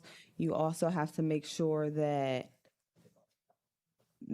everyone is near their dogs at all times. They're not just leaving their dogs in there and walking away. That's about. Do you have anything, Todd? Like Miss Ross, sorry, Todd Herbster, operations manager for Parks Maintenance. Like Miss Ross, I've had a dog 50 years in October, and I've had one my entire life. I love dogs. As a maintenance manager, I do express the same concerns with her, who's going to be nothing against our residents, but we have residents in our regular parks that don't clean up after their dogs. And I think from a maintenance and my guys, they don't really want to be messing with the biohazard in a large scale. It happens here and there, but a lot of, they don't want to be going pooper scooping, excuse the term, for 4 hours a day in the parks. And as like the regulations would have to be, and correct me if I'm wrong, when I was a resident here, the city has a dog license that supersedes Pennsylvania's. They have their own in the borough here. So I don't know if that's also would be a requirement, I would think, to have some sort of way to record participants in this. I see them as a good thing, but on a maintenance side of it, there's a lot of things that I see could be issues. Besides some of the fights that happen, because it's going to happen. I've had dogs that bit me, and they're my dog. It's just there's things that happen, and just male egos, I'll say it that, and even in dogs. But there's, from my perspective, there's a lot of issues that we would have to, as you guys are stating here, make sure we have these ducks in a row before we get to that actual thing. Thank you. Yes, the city does have a dog license application, so there should be some record on file profiling the dog already. But I guess my only question is, I know you mentioned a few challenges, water sources, where would we house bags for disposal, right? Like, how would we do these? So there are challenges, yes, but do you think that it's something that the city could do if this is something we move forward with? I think help with the community, also the private sector, the volunteers and stuff, because sometimes park maintenance is cleaning up events from the next day, so they might not be able to get to them right away. Because sometimes our parks get neglected because everyone's on that riverfront cleaning up or making sure that area is beautiful for our events. So I don't want it to get to a thing as though, oh, park maintenance, this is your job, this is what you're supposed to do, because sometimes things happen. Sure. So I'm just saying that yes, these things are challenges, but it can happen. With community, that's what I'm trying to get to. But it will have to be a group. Sure. Do you share the same thoughts? I concur. Okay. It would have to be, they say it takes a village to raise kids. I think it takes a village to have something along, not just from our aspects. I got friends in Midtown, they've did it, and just keeping that ordinances that we have in place. But I think it could happen. But like Mr. Austin said, there's a lot of things we got to make sure we have before we get to, let's jump out the gate with it, then from a liability reason for ours. Something like CAGA, because CAGA takes care of the Greenbelt. We barely have to go out there and help out with the Greenbelt. So something like sustainable. Okay. Thanks. I don't have any other questions. I'm going to open the floor. I'd like to start with our Parks, Recreation, and Enrichment Committee Chair, Councilwoman Rawls. Thank you, President Hill. I don't really have any many questions. Thank you for coming up today and just explaining some of the maintenance responsibilities and even expressing, what a hardship it could be on Parks and Recreation if we don't put certain things in place. But I think that's definitely what we want to do.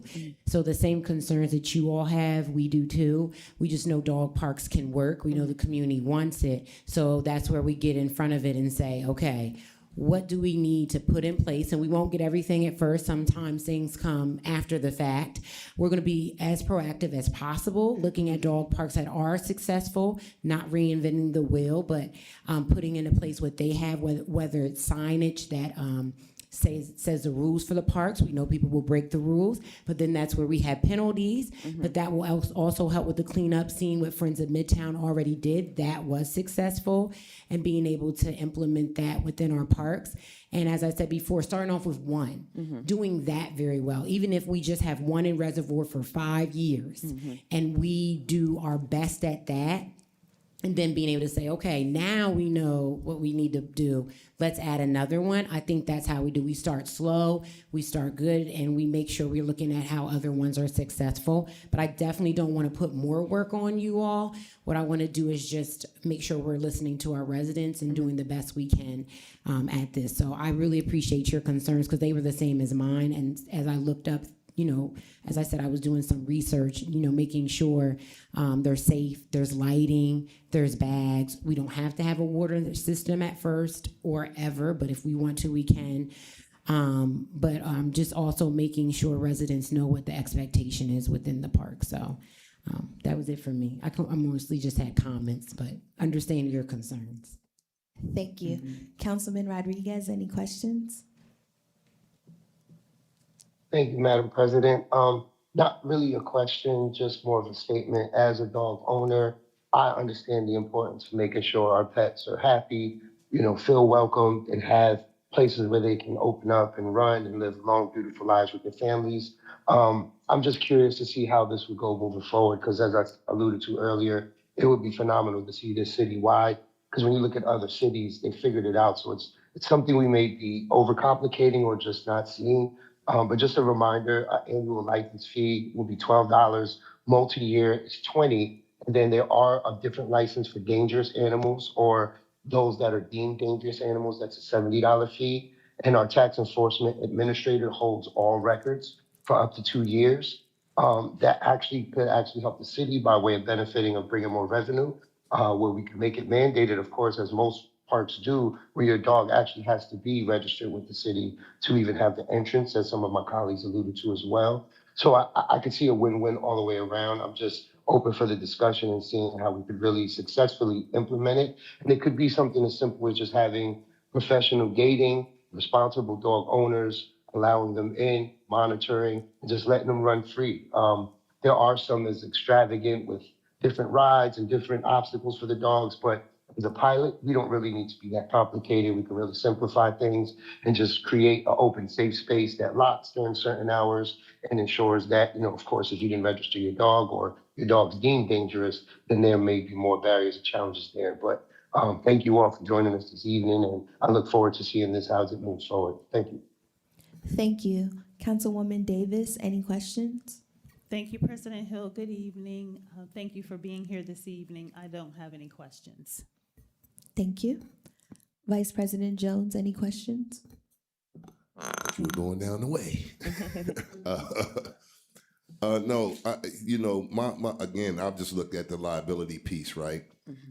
I know these things can happen, but when you were explaining it, I just started hearing job, costs, developing, you're going to need enforcement. There's going to be a whole lot of stuff that I don't think we would necessarily need. I'm more geared to the community participation and the self-correcting of, people that are dog lovers know what to do with their dogs, right? And I think once we get to a certain area, because I didn't think about what you said, the smaller dogs go with the smaller dogs in the pick, because, I had a Shih Tzu at one time, and I'm not really a dog person. I've been bit by 4 different dogs, and the average person doesn't get bit once. But when I had, those little dogs, just they don't realize they're little. They think they're the biggest thing on the planet, right? So that's another piece. And then again, I'm just looking at what it's going to cost us as the city, right? The park is ours. There's regulated hours. So again, I'm going back to Reservoir Park, right? There are regulated hours, and we can pretty much draw up what we need to make it work there, right? And that's just the start, and then looking for other locations as we see how successful that one would be. Yeah, that's my only concern. My main thing is the dogs fighting. That happens. It's just a natural act. Then the dog registry thing, I think, to Councilman Rodriguez's point, I think it does have a revenue attachment to it that could be good, even if we catch them without the dog. It's more revenue. I mean, with the dog off the leash and just letting them do whatever. I think, but I think we can iron this out. But I just heard all of those other things, man, and we just definitely have to be careful that it's just like what we did with the Greenbelt. Are the people that want to build the park over on 15th Street. What's our responsibility? Do we got to cut the grass? Do we got to do? So those things, once we iron out those and connect the dots on that, I think we'll be fine. That's all I have. Thank you. Councilman Lawson, any questions? Yes, thank you, President Hill, and I thank you for the thoughtful concerns that you're bringing out now, because we need to. It's important to do the park, right? I think we come to that conclusion, at least up here. But we have to make sure that we do it in a way that's going to benefit the residents and benefit the city. So we have to look at these items and flush them out. I believe, as Councilman Rodriguez was saying, having that licensing tied in to entry to the park is a big deal, because now we can. And if we do a fob, we can say, hey, okay, John Smith was here March 1st. A dog was attacked March 1st at 2 o'clock. Oh, he clicked in March 1st, 2 o'clock. Now we can track him down and say, hey, what happened with your dog? Or we come in the next day and there's crap throughout the park. We can look and say, okay, these guys were in there and they didn't clean up after their dog. Someone, and if we have cameras, whatever, we figure that out. Use the revenue to help fund that, but also look, even if this is going to cost us more than any revenue we can get. There are some items that are investments more than drags on the city, and as we're trying to find ways to keep residents happy and keep them moving into the city or keep them living in the city, we want to find those things that will draw people to stay here. And a dog park really is one of those. So keep the idea, yes, come up with ideas of why it won't work and bring those up. We believe it's going to work. We're going to make it work, but let us know why it won't work, so that way we can address it and we don't get into a situation to where we go in with rose-colored glasses and we're shutting it down in a year because we didn't think of something. So I thank you for that, and let's just keep the discussion going. Thank you. Thank you. Thank you both. Thank you. Oh, yes, Councilwoman Ross. I was just going to add one thing, something that I did look up when I was looking up what possible entry fees could be to the park. Now, these may be a little high, but if you're assuming 200 to 200 participants are there, that this could bring us revenue. If you charge $50 per household with an additional $15 for each second dog or third dog, it could bring us in between $10,000 and $15,000 per year. Or another option, which is a little on the higher scale, could be $100 per household with $25 per additional dog, which could bring in a revenue between $20,000 and $30,000 per year. So those are just some things to think about. Thank you. Thank you. Next, I'd like to invite Mr. Sean Felty. He serves as a board member for the Friends of Midtown, and he's going to discuss this from a community partners perspective. All right. So I'm from Friends of Midtown. I also own a business, Greenland Pet Resorts Harrisburg, on Cameron Street. We actually have 6 locations. We take care of over 100,000 pets a year. So very familiar with dogs, dog parks. I have 6 dogs myself. 3 of them are not allowed to go to a dog park. So anyways, so the Midtown project was a pilot, right? And it did what a pilot was supposed to do. It proved that people would use a dog park, generated strong community engagement, and gave us real information about what works and what does not work. So general timeline of how that came together. Dog park concept emerged from resident demand and Harrisburg's comprehensive plan, and a Friends of Midtown beautification subcommittee formed to move the idea forward. From there, Friends of Midtown partnered with the Vartan Group for use of a property on 7th Street. I have 1730 North 7th Street under a 2-year agreement, and community engagement and fundraising then began. The original plan was a temporary demonstration park, use an underutilized site, install movable infrastructure, operate it, collect feedback, and use those results to inform future city dog parks. More than $8,000 was raised for fencing. Construction was completed in October, and the park opened later that month. Friends of Midtown did create a volunteer dog park PAC to help with stewardship of ongoing operations of the dog park. We do have a 2-year report that we put together that we can send to you guys. Sorry I didn't send that ahead of time, but going over some of the things here. Park required weekly inspections, recurring maintenance, fundraising, fencing, gate repairs, trash removal, and just ongoing risk mitigation, which some people have already kind of touched on here. Use was recurring, so it wasn't just a novelty. 50% of survey respondents reported visiting 4 or more times in the prior 30 days. The park served the neighborhood. 70% of respondents actually lived in Midtown. And the user experience was generally positive. So 80% rated the experience good or excellent. Proximity mattered as well. So respondents identified location as one of the strongest benefits. So obviously being able to just walk is a good thing.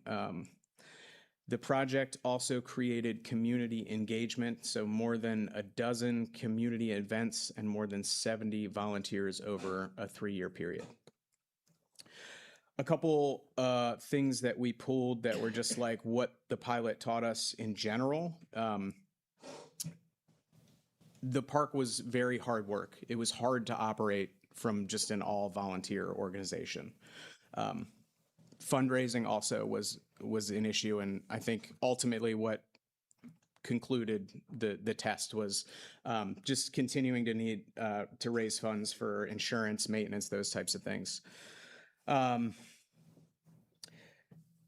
There was some feedback. So obviously this was temporary fencing that was put up. So a lot of the feedback just revolved around the fencing. In general, you need to have super secure fences. You want them to be 6 to 8 feet high. You also want like a double entry gate so that people can, step in the gate, get their dog off leash, and then go into the actual dog park. What else here? Some people ask for better turf and access to water. My experience with dog parks is generally people just bring their own water. You know, if you have, like you guys mentioned, you put a sign, these are the rules, you clean up after yourselves, no aggressive dogs, and people just bring their own water. You probably don't even want community water bowls in the dog park because that's a way to spread different diseases and yeah, exactly. So we're gonna send you guys the 2-year report, and that was basically the rundown of how the dog park came together. Aside from Friends of Midtown, we purchased a business on Cameron Street we made sure that they finished the fencing for our dog park there. We don't offer that to the public right now, but it's got 8-foot fencing. It's got a double gated entry. And if for any reason you guys were interested in some sort of working together in any capacity, happy to chat about that as well. Okay. Say that again? Can you send us photos of that park, your park as well? Yeah. Yeah, absolutely. Yep. Thank you very much. Just one question regarding the pilot program. Can you share the years that this took place, just for everyone's reference? Yeah, so I have, it looked like it ran from 2018 to 2020. Okay. But the planning began in 2015, towards the end of 2015. Okay. Thank you. I don't have any other questions. I think the use is exciting to me. I'm happy to know that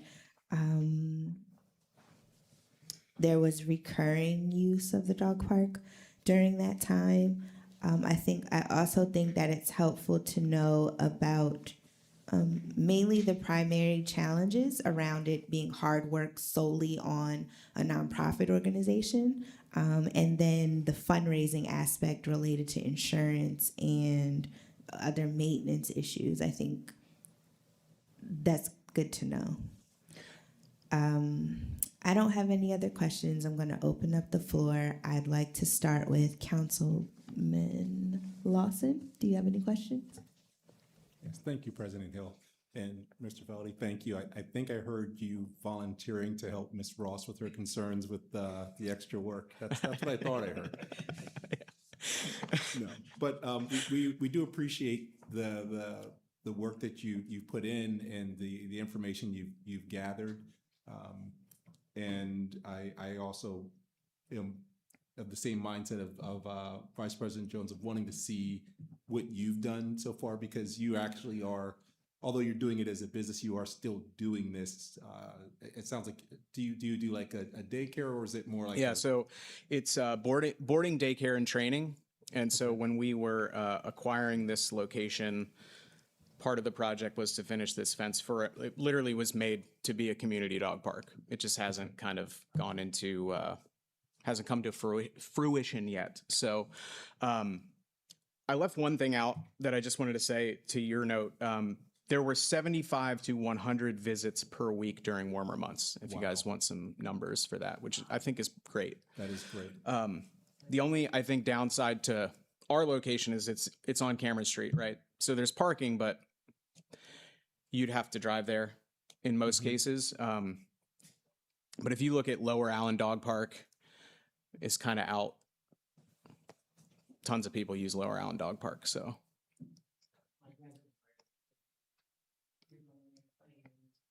Yeah.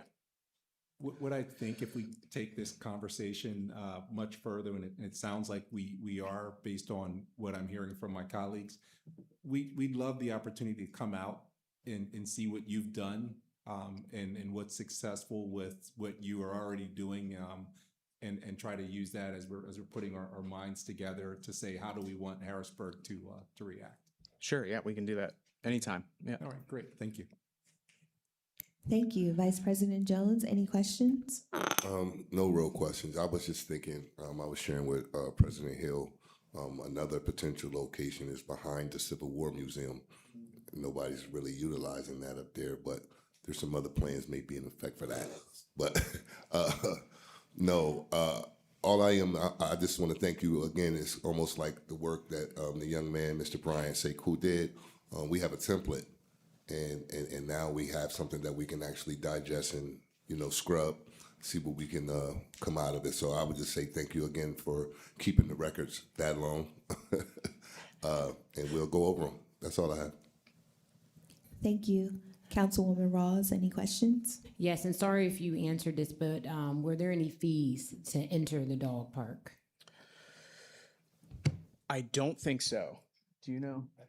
Yeah, I don't think there were. I think it was all fundraising. All fundraising. Yeah. Okay. Thank you. That's wanted to make sure. Thank you. Yeah, sorry, Ed just reminded me, insurance was like the biggest, I think the Insurance biggest. about? I believe it was between $2,000 and $3,000 at the time, right? Follow up, but we have those right here. Yeah. A month or a year? I think it was a year. We have A year. General liability policy, and then there was some add-ons for having that activity. So, but we'll follow up with that. Thank you. That helps. Because we know we're going to have a fee.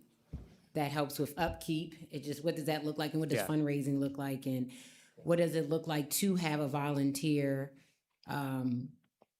I can't even think of the word created like CAGA does have, but I think that's going to take a while to get up. But okay, thank you. Thank you. Councilman Rodriguez, any questions? No questions from me. Thank you, everybody, for being informative, and I just look forward to seeing this come to fruition. Thank you. Thank you. Councilwoman Davis, any questions? Thank you, President Hill. Thank you, Mr. Felty, for your presentation. I like to see the city be as least responsible for the dog owners' dogs as possible. I like the fact that you mentioned the owners should bring their own water. I like the idea of them bringing their own bags as well. And then not having the bowls also because of cross-contamination. Councilwoman Rawls mentioned the Petri dishes with the dogs, each. So that could cause the dogs to get diseases, contract diseases and germs and so on and so forth from other animals. But thank you very much for sharing everything with us this evening. Thank you. Thank you. Thank you. Our final point of discussion lies with the Law Bureau and the administration. There she is, Senior Deputy City Solicitor, Ms. Tiffany Baldock, is present to provide a legal framework for us. I'm sorry, Tiffany. I just clicked. Oops.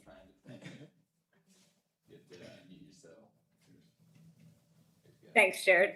Sorry about that. Good evening, President. That's Peg.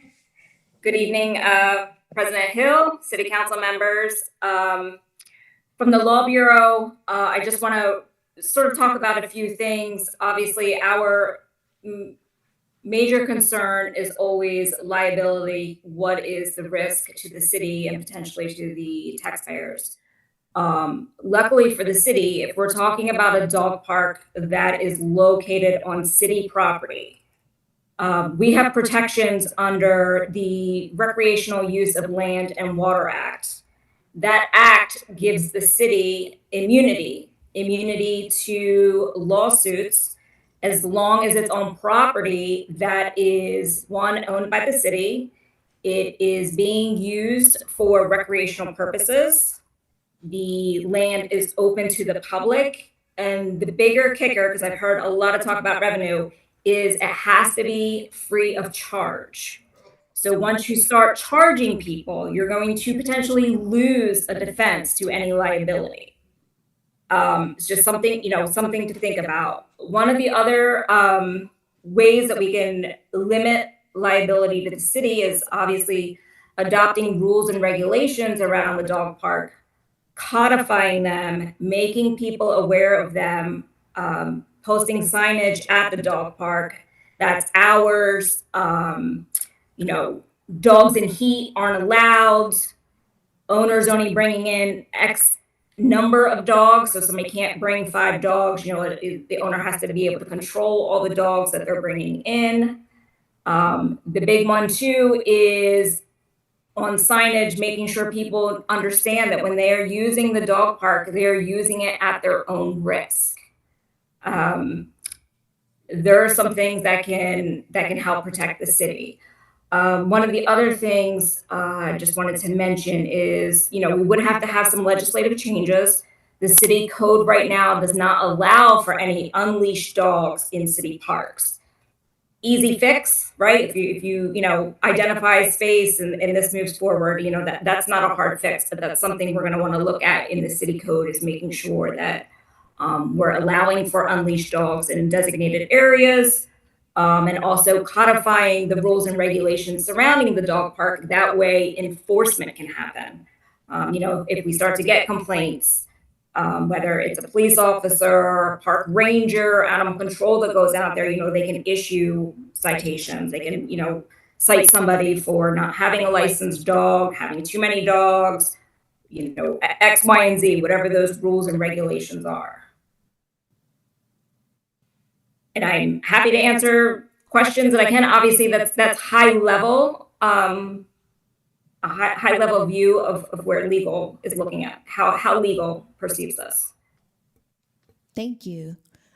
I don't think I have any immediate questions. I'll just open the floor to make sure, provide an opportunity for council members if they do have some questions for you. I'll begin with Councilwoman Davis. Any questions? Thank you, President Hill. No questions for me. It was pretty clear cut and basic. The city should be as least liable for,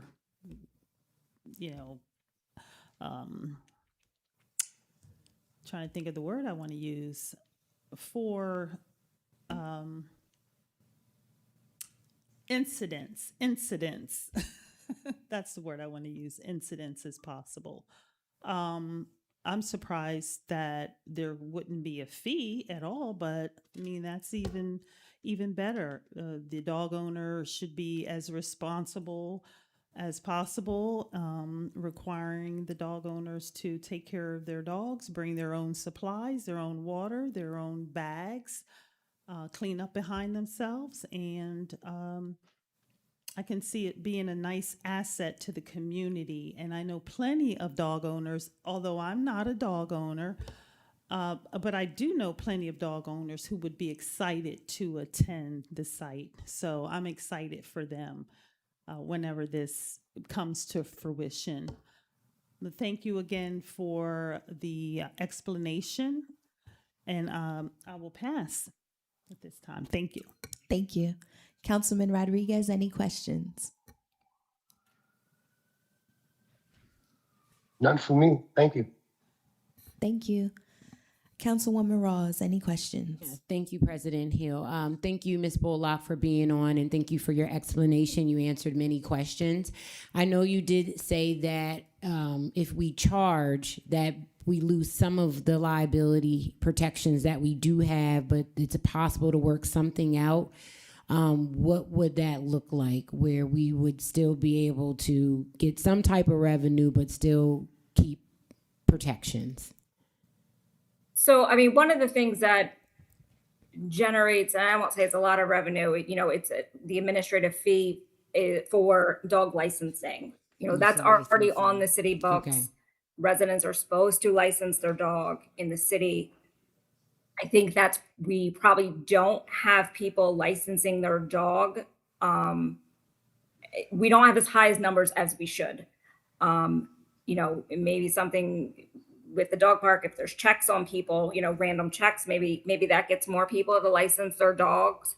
I don't really know. I just know, under the Recreational Use of Land and Water Act, that if you want those protections, it has to be free and open to the public. And that is the state's way of encouraging municipalities to have recreational space and to use their land for recreational space. Okay, thank you. I guess maybe a fix to that is maybe raising the prices to registration for dogs. And then I guess when you register, maybe they're having some device to be able to open the gate. And if the gates are 8 feet high, we're hoping nobody's climbing the 8-foot fence with their dog in tow to get into the park for free. I'm just saying what some people do.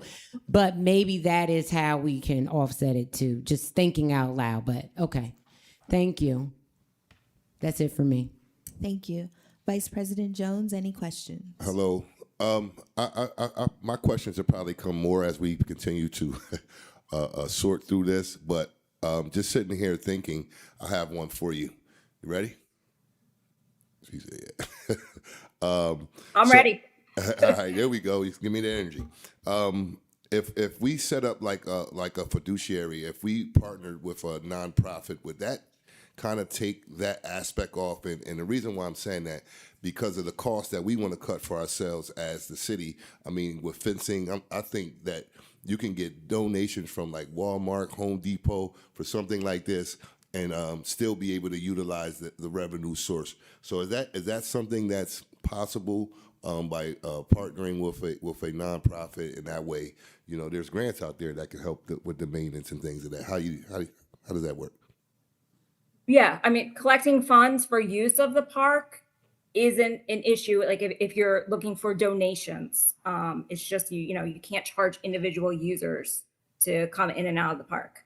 But yeah, I mean, a lot of dog parks do have community group support. They're kind of self-governed, where you have a core group of people that go a lot. They tend to look after the park, clean it up some, sort of the stewards of the property, and pitch in when they can. But yeah, I mean, partnering with a community group or some other group that is soliciting donations, and it's not a mandated charge to use the park, that would not negate the immunities that we get under the act. Good.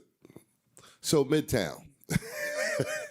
No, listen. I think to me though, I think that would be a good way to go. Again, I know we're just, spewing. Right. That's going to just join in, yeah.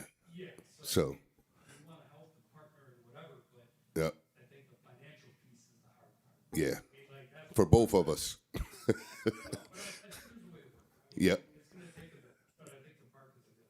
Thank you for the legal advice. My pleasure.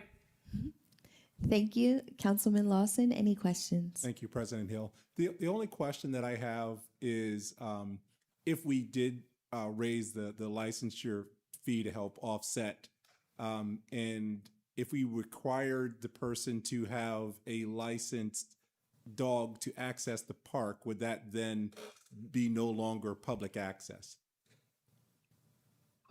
Correct, because you wouldn't be able to keep people out who don't have dogs, right? They're part of the public. Mm-hmm. So just because you don't have a dog doesn't mean you can't go into that area of the park. I mean, I don't know why you would want to, but you can't exclude people. Right. The other thing to keep in mind with the licensing fee, that the fee is to cover the administrative cost of licensing the dog. It's not like a real, I wouldn't call it it is a revenue generator. It's not a profit generator. Mm-hmm. Right. So, you're paying for the registry, the administrative cost of the staff doing the work, things like that. But so it can't be an excessive fee. Yeah, no problem. I think it answers as I think it out. I was thinking of ways of keeping track on who's in the park, which that in itself tells me that we're not giving public access. So that, yeah, as I think it out, it makes sense. I get it. Thank you. I think your question though was requiring a license for the dog make it not public. Well, is that what your question? My question was not so much with requiring a license for the dog, but requiring a license for the dog to access the park. Yeah. So. Could you keep an unlicensed dog out? Well, that's the second half of it. Mm-hmm. If I'm hearing correctly, you could keep out an unlicensed dog. That absolutely. But you can't keep out a person who doesn't have a dog.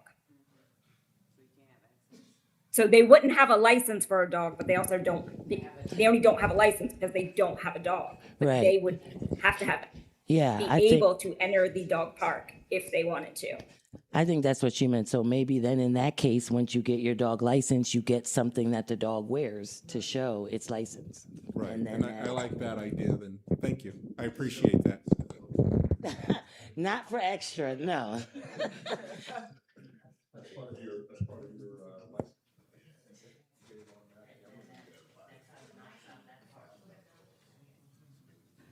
Okay, Councilwoman Ross has another question regarding, I don't want to take your thunder, next steps, but I think there's a lot that came out of this conversation. So I think declaring clear next steps isn't going to happen tonight.